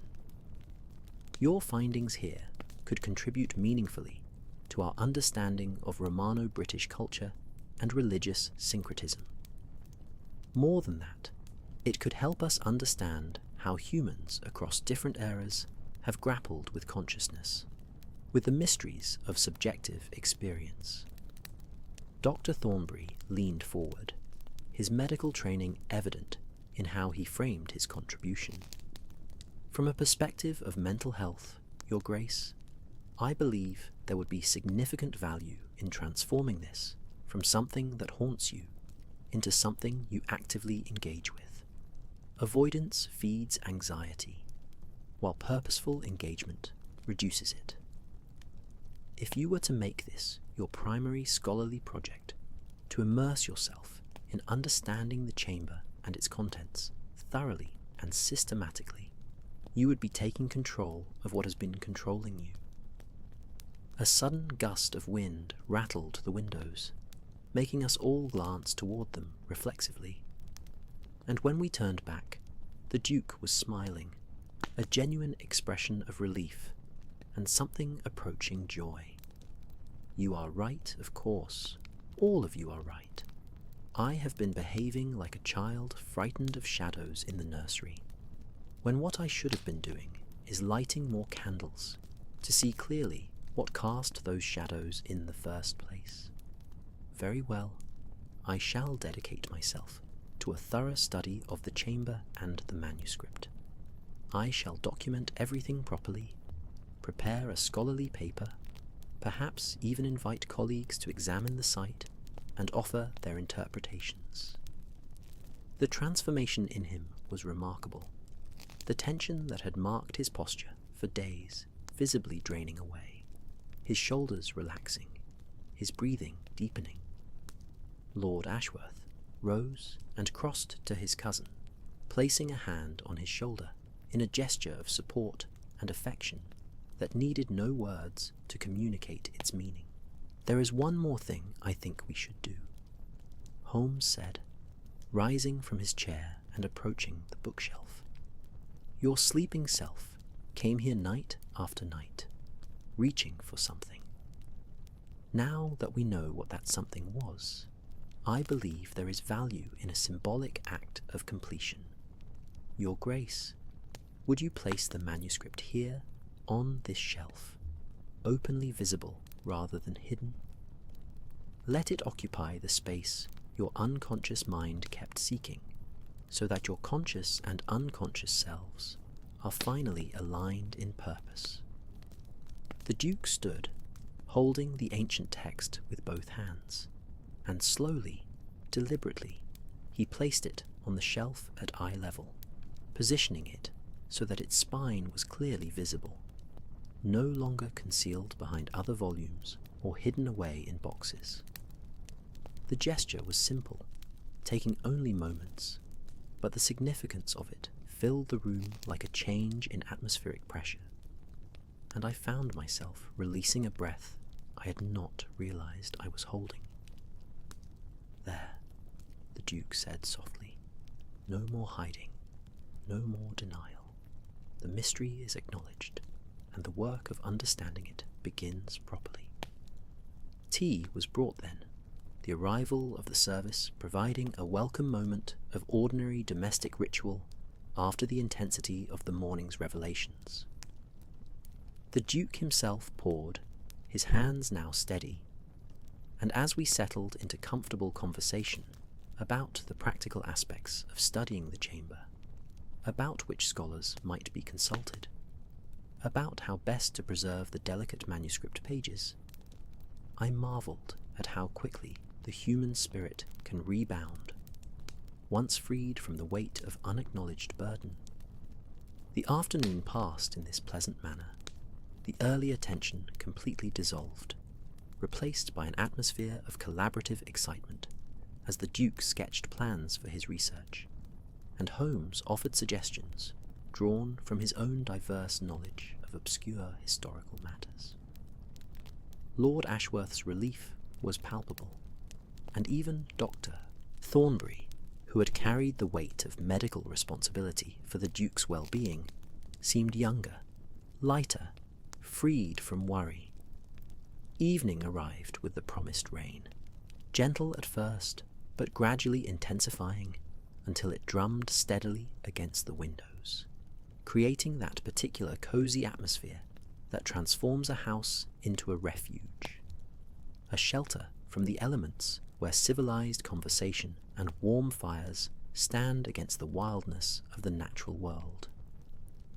Dinner was a far more cheerful affair than previous meals had been, the Duke animated and talkative, already planning which archaeological societies he would contact, which journals might be interested in his findings. After dinner, we gathered once more in the drawing room, settling into our now familiar positions around the fire, brandy glasses in hand, the rain providing a constant gentle percussion against the glass. The Duke had brought the manuscript with him, treating it now as a treasured discovery rather than a source of anxiety, and he opened it to show us some of the more intricate illustrations, explaining what he understood of the symbolism and admitting freely what remained mysterious.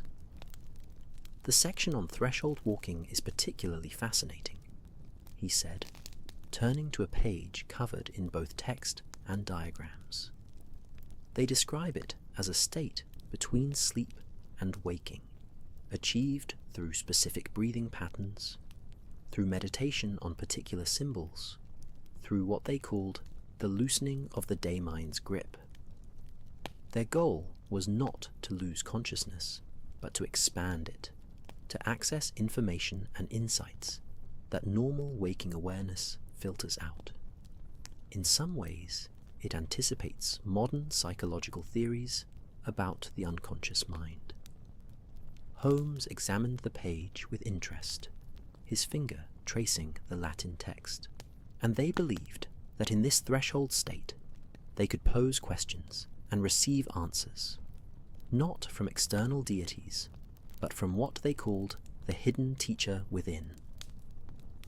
Essentially, they were attempting to access their own deep knowledge, their own internal wisdom that daily concerns and habitual thought patterns obscure. Precisely, the Duke agreed, and that is what fascinated and frightened me in equal measure. The idea that we all carry within us resources of knowledge and understanding that we cannot normally access, that there are ways of knowing beyond rational, linear thought. It challenged my fundamental assumptions about consciousness and cognition. But it need not challenge them destructively, Dr. Thornbury observed. Science itself is beginning to explore these territories, to study meditation and altered states with the same rigor applied to physical phenomena. What the ancients framed in mystical terms, we might eventually understand in neurological terms, but the underlying reality they were exploring remains valid regardless of the language we use to describe it. The clock on the mantel chimed 10, the sound clear and sweet, and I noticed the Duke glance at it with a slight smile. 4 hours until my usual time of walking, he said, though I confess I feel no compulsion toward it now. It is strange how quickly a pattern can dissolve once its purpose is fulfilled. I imagine tonight I shall simply sleep, properly and completely, for the first time in 3 months. Nevertheless, Dr. Thornbury said, with your permission, Your Grace, I would like to maintain my observation post for 1 more night, simply to ensure that the pattern has indeed broken. If you sleep through peacefully, as I expect you will, then tomorrow I can return to London with confidence in your recovery.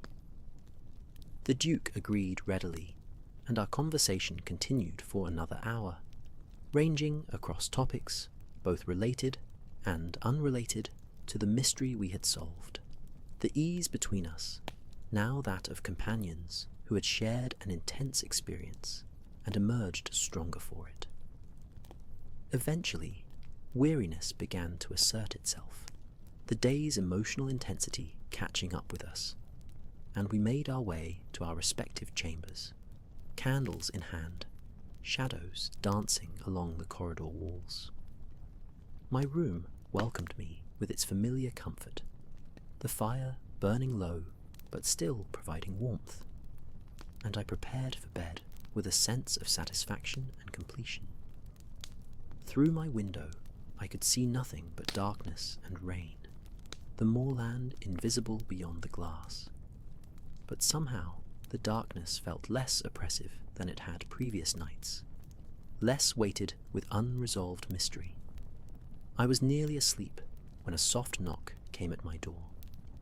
Opening it, I found Holmes in his dressing gown, a thoughtful expression on his face. "Come, Watson," he said quietly. "One final observation, I think. Dr. Thornbury has agreed to let us maintain the watch with him, to witness either the Duke's peaceful sleep or the breaking of his pattern. It seems fitting that we should see this through to its conclusion." So, once again, we made our way through the darkened house, though this time the journey felt different, less like a secret investigation, and more like keeping vigil for a friend. Dr. Thornbury waited for us in the music room, and together we settled into the darkness, watching and waiting. 2 o'clock arrived, announced by the hall clock's measured chimes, and we sat in perfect stillness, listening for footsteps that did not come. 5 minutes passed, then 10, then 15, and still the house remained quiet, wrapped in the peace of ordinary sleep. At 2:30, Dr. Thornbury rose and quietly ascended the stairs to check on the Duke, returning several minutes later with a smile on his face. "He sleeps deeply," the physician reported, his voice warm with professional satisfaction. "His breathing is regular, his expression peaceful. Gentlemen, I believe our patient is cured." Holmes nodded slowly, his own satisfaction evident, though expressed more quietly. The mind, given proper attention and understanding, has remarkable capacity for self-correction. What was fragmented is now integrated. What was hidden is now acknowledged, and wholeness is restored. We returned to our beds then, the mystery truly solved, and I fell asleep to the sound of rain and the knowledge that sometimes the greatest healing comes not from forgetting, but from the courage to remember. I dressed with a sense of quiet contentment, the kind that comes from witnessing resolution, where before there had been only confusion and distress, and made my way downstairs to find the house transformed by the simple fact of successful sleep. Servants moved with lighter steps, their voices carrying notes of relief they perhaps did not even recognize, and sunlight poured through every window, as though the building itself had decided to throw open its arms and embrace the day without reservation or shadow. The Duke was already at breakfast, but what struck me most profoundly was the change in his bearing. He sat upright, but relaxed, his face clear of the subtle tension that had marked it since our arrival, and his eyes held a brightness that spoke not of manic energy, but of genuine rest and renewal. Before him lay not the morning newspaper, but rather a notebook, and as I entered, I saw him sketching one of the symbols from the chamber, his hand moving with confident precision, transforming what had been a source of anxiety into an object of scholarly inquiry. "Dr. Watson," he greeted me warmly, setting down his pencil. "Good morning. I trust you slept well." I confess I have rarely experienced such deep and restorative sleep as I enjoyed last night. It was as though I had been carrying a great weight for months without fully realizing it, and only now that it has been lifted can I appreciate how exhausting the burden had been. Holmes arrived moments later, looking remarkably refreshed for someone who had kept vigil until the small hours, and we settled into breakfast with the easy companionship of men who had shared not just an investigation, but a journey toward understanding. The food tasted somehow better than it had previous mornings, the coffee richer, the toast more perfectly crisped, though I suspected this was less about the kitchen's efforts and more about our collective state of mind, the way resolution and relief season every experience with subtle enhancement. He opened his notebook to show us the sketch he had been working on, and I saw that he had not merely copied the symbol, but had begun to annotate it, adding notes about possible meanings, connections to other known Roman iconography, questions that required further research. This was the transformation Dr. Thornbury had spoken of, the shift from avoidance to engagement, from being haunted by knowledge to actively pursuing understanding. I thought I might begin by creating a complete visual record of the chamber, the Duke continued, his enthusiasm building as he spoke. Careful drawings of every symbol, every inscription, precise measurements of the space itself. Then, a thorough analysis of the manuscript, perhaps with consultation from scholars who specialize in Latin epigraphy and Roman religious texts. And eventually, I would like to invite select colleagues to view the site firsthand, to bring their expertise to bear on questions I cannot answer alone. Holmes nodded approvingly, spreading jam on his toast with deliberate care. An excellent approach, systematic and thorough. I would also suggest documenting the circumstances of your discovery, including the sleepwalking episodes. From a psychological and medical perspective, your experience represents a fascinating case study in how the unconscious mind pursues what the conscious mind denies. Dr. Thornbury might be willing to co-author that portion, lending his medical expertise to the account. I would be honoured, Dr. Thornbury said, entering the breakfast room at that moment, his medical bag in hand, but his expression relaxed. Your Grace, I have completed my final examination, and I am pleased to report that all signs indicate normal, healthy sleep patterns. Your pulse is steady, your colour excellent, and you report feeling genuinely rested. Unless you wish me to remain longer, I believe my work here is complete. The gratitude in the Duke's expression was profound and touching. Dr. Thornbury, I cannot adequately express my appreciation for your patience and care these past months. You never made me feel foolish or weak for this affliction, and your dedication to understanding, rather than simply medicating the condition, has made all the difference. Please know that you will always be welcome at Westmore Hall, both as physician and friend. After breakfast, the Duke insisted on taking us back down to the chamber one final time, wanting to show us certain details he had noticed upon waking that morning, his mind now actively engaged with the puzzle rather than fleeing from it.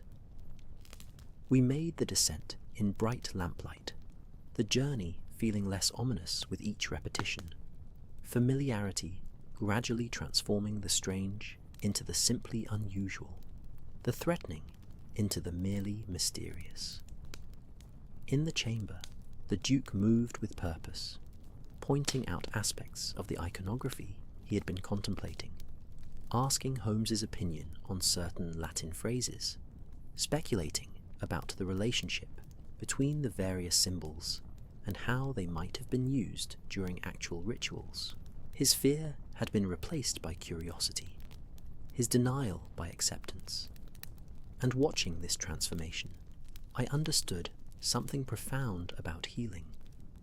It is not about erasing what troubles us, but about changing our relationship to it, about integrating rather than rejecting, about expanding our sense of self to encompass what we previously could not acknowledge. A stone fell from somewhere in the shadows beyond our light, clattering against the floor with a sharp crack that made us all turn, but it was merely the settling of ancient masonry, the chamber adjusting to our presence, or perhaps to changes in temperature and humidity. The sound, which might have seemed ominous days before, now registered as simply neutral, a fact of old structures, rather than a portent of supernatural influence. The ancients who built this place, the Duke was saying, running his hand along the precisely fitted stones of the wall. They understood something important about human consciousness that we are only beginning to rediscover. They recognized that our normal waking awareness is not the totality of mind, that there are other ways of knowing, other states of consciousness that can provide insight and understanding unavailable to ordinary thought. They framed this in religious terms because that was the vocabulary available to them, but the underlying observation remains valid. Holmes examined one of the carved symbols closely, his magnifying glass catching and reflecting the lamplight. What is particularly interesting is how they attempted to systematize their discoveries to create reproducible methods for accessing these altered states. The manuscript is quite specific in its instructions, suggesting that they had developed genuine expertise through trial and observation. This was not vague mysticism, but practical experimentation, constrained by the limitations of their era, but no less rigorous for that. We spent perhaps an hour in the chamber, the Duke taking notes, Holmes offering observations, and gradually I noticed how the space had transformed in my perception.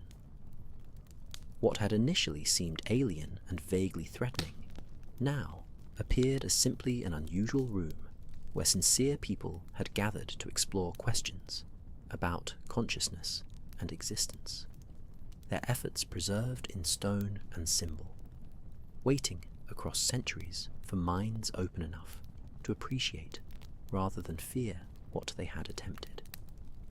When we finally emerged back into the daylight world, climbing those worn stone steps toward the inhabited portions of the manor, I felt we were bringing something valuable up from the depths. Not just archaeological knowledge, but a kind of understanding about how humans across different eras grapple with the fundamental mysteries of mind and meaning. The Duke sealed the entrance loosely, enough to protect the chamber from casual intrusion, but not so thoroughly that access would be difficult for future study. And as we replaced the final stones, I saw him touch the wall with something approaching affection. The remainder of the morning passed in pleasant activity, the Duke showing us other portions of his estate, pointing out various excavation sites and explaining his theories about Roman settlement patterns in the region. The moorland stretched away on all sides, vast and empty and beautiful in its stark simplicity, and walking across it, feeling the wind in my face and the solid earth beneath my feet, I thought about layers of history, about how every place carries within it the accumulated experiences of all who have lived there, visible and invisible, remembered and forgotten. Luncheon was served in the garden, despite the coolness of the day, the Duke having decided that sunshine and fresh air were the perfect accompaniment to cold meats and warm bread and cheese. We ate under the spreading branches of an ancient oak that must have stood sentinel over this land for 200 years or more, its presence a reminder that some things endure while others pass away, that continuity and change coexist in every moment. Lord Ashworth joined us, having spent the morning attending to correspondence in the Duke's study, and his relief at seeing his cousin so restored was evident in every gesture and expression. "You seem yourself again," he said simply, and the Duke smiled, understanding all that was encompassed in that brief statement. Dr. Thornbury raised his glass in a small toast, to integration, then, to wholeness, and to the courage required to face what we would prefer to avoid.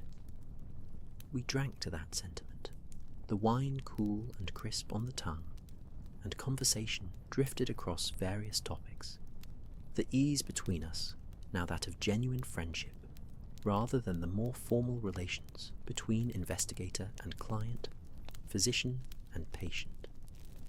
Holmes spoke of other cases he had encountered where psychological factors had produced physical symptoms, always maintaining the privacy of those involved, but sharing enough to illustrate general principles.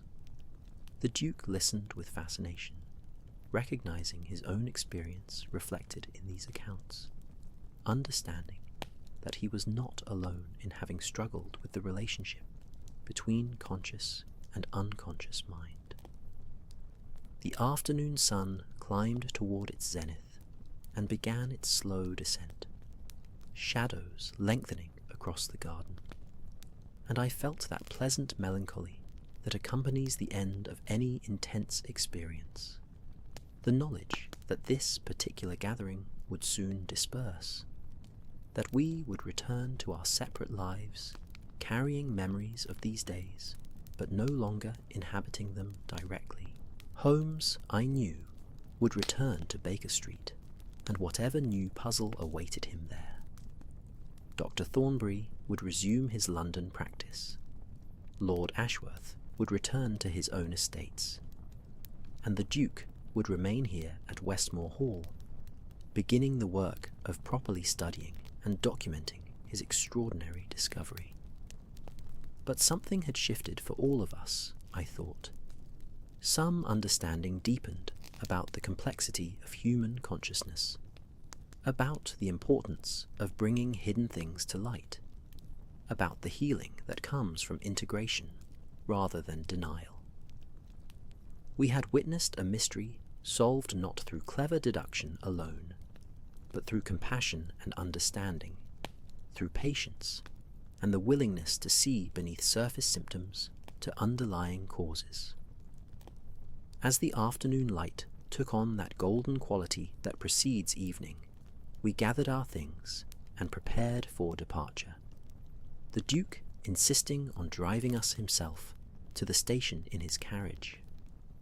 The journey across the moorland was quiet, companionable, no words necessary to convey what we had shared. At the platform, we exchanged farewells and promises to correspond, the Duke pressing the manuscript carefully wrapped into Holmes's hands, with instructions to consult whatever experts might help illuminate its contents. The train arrived in a hiss of steam and grinding of brakes, and we boarded, settling into our compartment as the whistle blew its departure. Through the window, I watched the Duke standing on the platform, his hand raised in farewell, the wind moving through his hair, and he looked at peace, grounded, whole. The train pulled away, gathering speed, and Westmore Hall receded into the distance, becoming first small and then invisible, swallowed by the moorland's vast embrace. The rhythm of the train became a kind of meditation, wheels clicking over rail joints in steady percussion that seemed to measure not just distance, but the passage from one state of passage, from one state of being to another, from the intensity of investigation to the quieter space of reflection and integration. Holmes sat across from me, the manuscript resting carefully in his lap. His gaze turned toward the window, where the moorland rolled past in waves of colour and texture, heather and gorse and grey stone walls, marking boundaries that had stood for generations, perhaps centuries, silent witnesses to the slow turning of seasons and the faster turning of human lives. The landscape gradually shifted as we travelled, the wild openness of the moors giving way to more cultivated countryside, fields divided by hedgerows, farmhouses with smoke rising from chimneys, villages clustered around church spires like children, gathering around a protective parent. Each small station we passed through or stopped at briefly represented its own complete world, its own network of lives and stories. And I wondered how many mysteries, large and small, played out in those ordinary seeming places, hidden behind lace curtains and closed doors, solved or unsolved, acknowledged or denied. At York, we changed trains, the great cathedral city bustling with afternoon activity, and there was time for tea in the station's first-class waiting room, a civilized space with comfortable chairs and waiters who moved with practiced efficiency. Holmes ordered for us both, and as we waited for the service to arrive, he opened the manuscript carefully, turning its fragile pages with the reverence they deserved. "What strikes me most profoundly," he said quietly, his eyes scanning the Latin text, "is how much of what the ancients recorded here anticipates modern understanding of consciousness, albeit framed in very different vocabulary. They recognized that normal waking awareness represents only a portion of mental capacity, that there are other modes of knowing, other ways of processing information and experience. We are only now, with advances in psychology and neurology, beginning to redevelop that understanding using scientific rather than mystical frameworks. The tea arrived, proper Yorkshire tea, strong enough to stand a spoon in, accompanied by small sandwiches and cakes.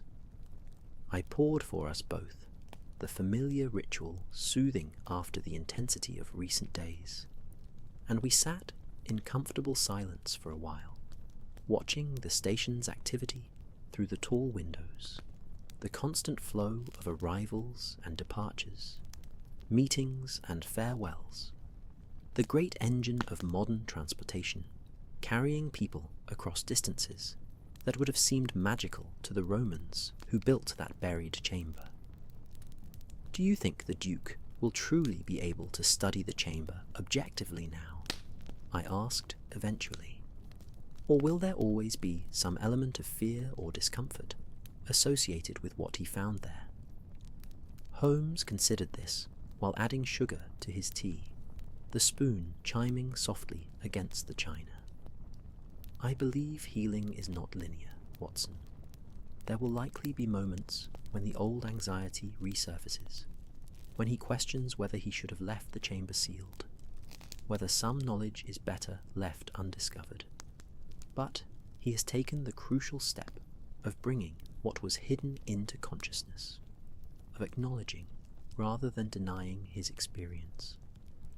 That foundation will support him even in moments of doubt, and the work itself, the scholarly investigation, will provide structure and purpose, transforming what might have remained a source of torment into a legitimate contribution to historical understanding. Our train was called, and we made our way to the platform where it waited, a different locomotive from the one that had carried us north, but equally impressive in its power and purpose. We secured a compartment, and soon we were moving again, the rhythm re-establishing itself, that steady clickety-clack that had accompanied human journeys for decades now, a sound that meant progress and connection, the annihilation of distance that had once seemed insurmountable. The afternoon wore on, the light changing as we travelled south, becoming softer, more golden, and I found my thoughts drifting to the various cases Holmes and I had investigated over our years of partnership. Each one had taught me something, not just about human nature or the techniques of detection, but about the world itself, about the layers of complexity underlying even apparently simple situations. The Westmore Hall mystery had been unusual in that it centered not on external threats or criminal intent, but on internal conflict, on the human capacity for self-deception and the equal capacity for healing once truth is acknowledged. Holmes had dozed off, his long frame arranged in that boneless way he achieved when truly relaxed, the manuscript secured carefully in the bag at his feet, and I took the opportunity to simply observe him, this extraordinary man I had the privilege to call friend. His face in repose looked younger, the sharp angles softened, and I thought about how much of his energy went into that formidable intellect, into the constant processing and analysing and deducing that characterised his waking hours. Even in sleep, though, I suspected his mind continued its work, sorting and filing and making connections, never fully at rest. The train stopped at several smaller stations, passengers boarding and departing, the rhythm of the journey briefly interrupted before resuming. A woman with 2 children took seats in the corridor outside our compartment, and I could hear the children's excited chatter, their questions about where they were going and how long it would take, and could they have sweets from the station trolley. The mother's patient answers reminded me of the basic human need for reassurance, for answers to questions both large and small, for the comfort of knowing that someone wiser or more experienced can guide us through uncertainty. At Peterborough, Holmes woke, stirring with that sudden alertness that suggested he had not been deeply asleep at all, and we stepped out onto the platform to stretch our legs during the brief stop. The evening air was cool and carried the smell of coal smoke and something cooking in the station cafe, and we walked the length of the platform, observing the various travellers with their luggage and their purposeful hurrying or patient waiting. Each person a story we would never fully know, mysteries we would never solve. "The Duke's case," Holmes said as we walked, his hands clasped behind his back, "represents something I find increasingly fascinating in my work. The greatest mysteries are often not external, but internal, not about what happened in the physical world, but about what happens in the landscape of consciousness. Criminal cases, for all their drama and their importance to justice, are ultimately quite simple. Someone did something they should not have done, and the task is to determine who and prove it. But cases like the Duke's, where the crime is one we commit against ourselves, where the mystery is why we deny or hide or flee from our own experiences, these require a different kind of investigation entirely.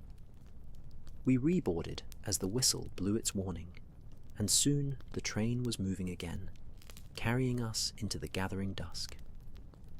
Lights began to appear in farmhouse windows as we passed, warm glows against the deepening blue of evening, and I thought about all the lives being lived in those scattered dwellings, the ordinary joys and sorrows, the small triumphs and defeats that comprised human existence. The Duke's struggle with his discovery would have remained invisible, just another light in a distant window, had Lord Ashworth not reached out for help. How many other people, I wondered, struggled with similar internal conflicts, their minds harbouring secrets they could not consciously acknowledge, their sleeping hours devoted to seeking what their waking selves refused to find. London announced itself gradually, the spacing between lights growing smaller, individual buildings becoming rows of houses, the countryside giving way to suburb and suburb to city proper. The rhythm of the train began to slow, the clickety-clack becoming less insistent, and I felt that mixture of homecoming and slight disappointment that always accompanied the return from investigation in distant places. The journey had been valuable, the mystery solved, the Duke helped toward healing, and yet there was something about leaving the intensity of focused investigation and returning to ordinary life that always felt slightly anticlimactic. King's Cross Station received us in its vast iron and glass embrace, now lit by gas lamps that cast everything in golden light and deep shadow, and the evening crowds moved with purpose through the space, everyone hurrying towards some destination known only to themselves. We collected our luggage and made our way through the station, emerging onto the street where the familiar sounds and smells of London evening surrounded us. Horse traffic and vendor calls, coal smoke and cooking food, the ceaseless hum of the city that never truly slept. A hansom cab carried us the final distance to Baker Street, and when we climbed those 17 steps to our sitting room, when Mrs. Hudson greeted us with her customary warmth and the promise of hot dinner shortly, when I saw our familiar chairs arranged before the fireplace, and the clutter of Holmes's various projects scattered across every surface. I felt that particular satisfaction that comes from returning home after absence. The recognition that this space, these objects, this routine, constituted a kind of anchor in a world of constant change. Holmes placed the manuscript carefully on his desk, already planning, I could tell, which scholars to consult about its contents, how best to assist the Duke in his forthcoming research. The fire was lit, the curtains drawn, and we settled into our accustomed positions, the outside world held at bay by these familiar walls, and for a long moment we simply sat in comfortable silence. Two friends who had shared an investigation and reached its successful conclusion. "The sleepwalking Duke," Holmes said finally, a slight smile playing at the corners of his mouth. "I suspect that is how the case will be known, should it ever be recorded for posterity. And yet, the real story is not about sleepwalking at all, but about the courage required to face what we fear in ourselves, to bring hidden things to light, to choose integration over denial." I nodded, understanding what he meant, and as Mrs. Hudson brought up our dinner on a tray, as the clock ticked its measured way toward night, as London continued its ceaseless activity beyond our windows, I reflected on how many kinds of mystery exist in the world, and how solving them sometimes requires not brilliant deduction, but simple compassion, not dramatic revelation, but patient understanding, not genius, but humanity. Crafting sleep story conclusion with subscription request. Weeks passed in the gentle rhythm of London autumn, leaves turning gold and bronze in the squares and parks, mist rising from the Thames in early mornings, and the city drawing itself inward as days shortened and eves shortened, and evenings arrived with increasing swiftness. Our sitting room became a refuge against the cooling weather, the fire burning more hours each day, and Holmes occupied himself with various matters that came across his desk, nothing requiring the intensity of the Westmore Hall investigation, but each worthy of his attention in its own way. A missing heirloom here, a question of inheritance there, the small mysteries that comprise the daily texture of his consulting practice. I had returned to my own routines as well, seeing patients in the mornings, writing up case notes in the afternoons, and spending evenings with Holmes when he was disposed toward company, which was most nights. We had not spoken much about the Duke's case after our return, both of us understanding that some experiences require time to settle, to be absorbed and integrated before their full meaning becomes apparent. The manuscript remained on Holmes's desk for several days before he carefully packaged it and sent it to a colleague at Oxford who specialized in Roman religious texts, with instructions for its careful handling and eventual return to Westmore Hall. Then, on a particularly grey and drizzly afternoon, when November had fully established itself, and the year was visibly turning toward its close, a letter arrived bearing the Westmore Hall seal. Mrs. Hudson brought it up with our tea, the thick cream envelope resting on her tray alongside the familiar teapot and cups, and Holmes opened it with evident interest, his eyes scanning the pages quickly before he looked up with a satisfied expression. "The Duke writes to inform us that his sleepwalking has not returned," he announced, settling back in his chair. "He has slept peacefully every night since our departure, and Dr. Thornbury's follow-up examination found him in excellent health. More significantly, he has begun the systematic documentation of the chamber, working several hours each day on detailed drawings and measurements. and he reports finding the work deeply satisfying, even meditative in its own way. He passed me the letter, and I read it slowly, savouring the Duke's words. His handwriting was clear and confident, the letters flowing across the page with none of the tension or hesitation that might indicate lingering distress. He described his daily routine of descending to the chamber each morning, lamp in hand, spending time simply sitting in that ancient space before beginning his work, allowing himself to become comfortable with it, to develop a relationship with the mystery rather than being controlled by it. The letter continued with scholarly excitement about some of the symbols he had been researching, connections he was finding to other mystery cult sites across the Roman Empire, and his growing conviction that the Westmore Hall sanctuary represented a unique synthesis of religious traditions. He had contacted several colleagues who had expressed interest in visiting, and he was planning to present preliminary findings at an archaeological society meeting in the spring. The transformation was complete. What had been a source of nocturnal torment had become a source of purpose and intellectual fulfillment. He includes a postscript, Holmes observed, indicating the final page.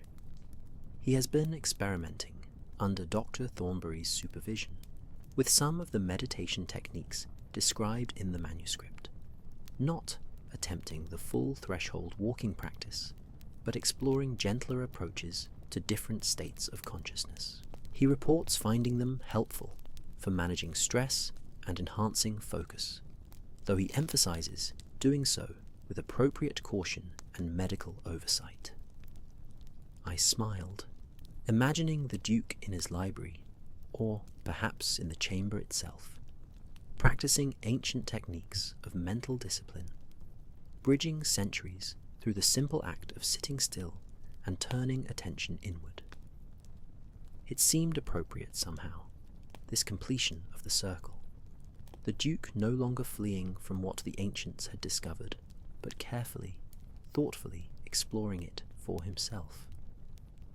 The afternoon wore on, rain pattering steadily against the windows, and Holmes and I fell into one of our comfortable silences, each occupied with our own thoughts, but sharing the space companionably. The fire crackled and shifted, logs settling into new configurations, sending up occasional showers of sparks that danced briefly before winking out. The clock ticked its patient way toward evening, and the grey light outside gradually deepened toward darkness. The transition so gradual as to be nearly imperceptible, until suddenly lamplighting became necessary, and Mrs. Hudson appeared to draw the curtains and inquire about dinner preferences. The Westmore Hall case has made me reflect on the nature of mystery itself, he said, smoke curling from his pipe in lazy spirals that caught the firelight before dissipating.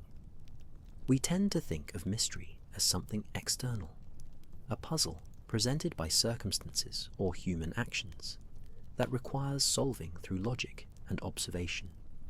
And certainly, most of my work involves precisely that kind of investigation. But the Duke's case reminded me that the deepest mysteries are often internal, questions not about what happened out there in the world, but about what happens in here. He tapped his temple gently with the stem of his pipe. We are mysteries to ourselves, Watson.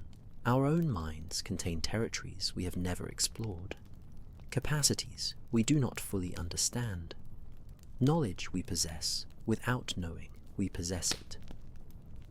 The Duke's unconscious mind knew exactly what he needed, knew that healing required bringing the hidden chamber and its contents into conscious awareness, and so it drove him night after night to the place where he had concealed the manuscript, seeking what his waking self refused to acknowledge.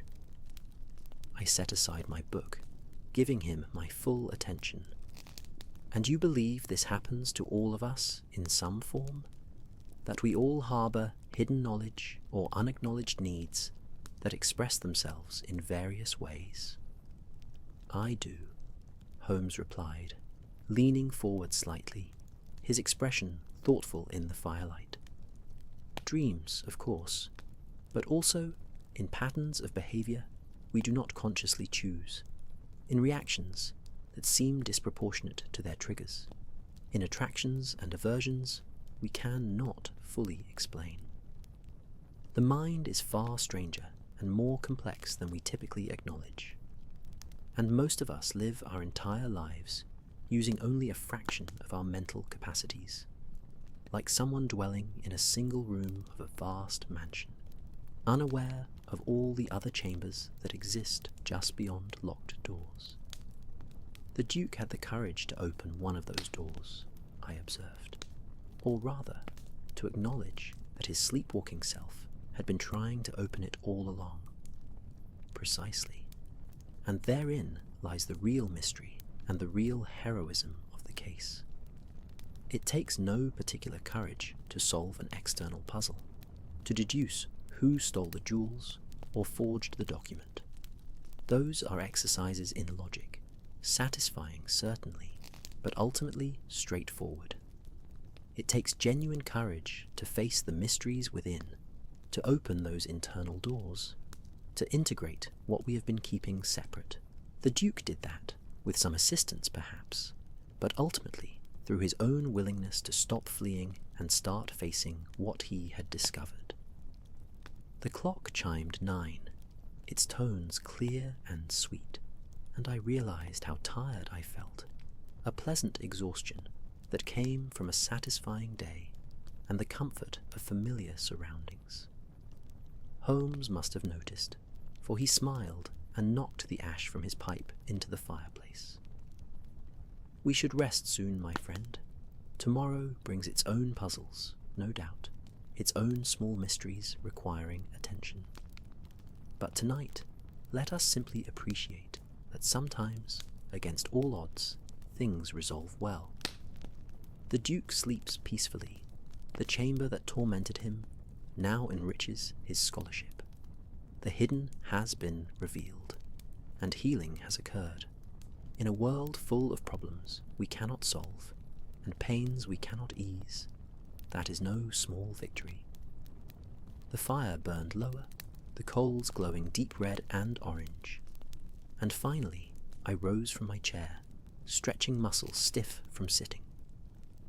"Good night, Holmes," I said, and he raised a hand in farewell, already lost in some new thought, his profile sharp against the dying firelight.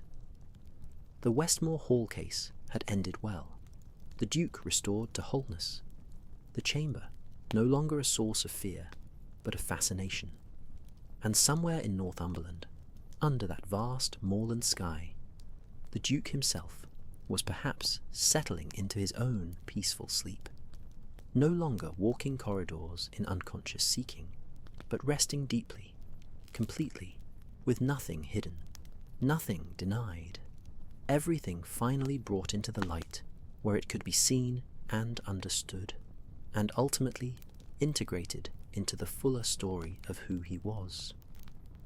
And that, I thought as sleep began to claim me, was perhaps the best ending any mystery could have. Not the triumphant revelation of the detective, but the quiet healing of the person who had been suffering.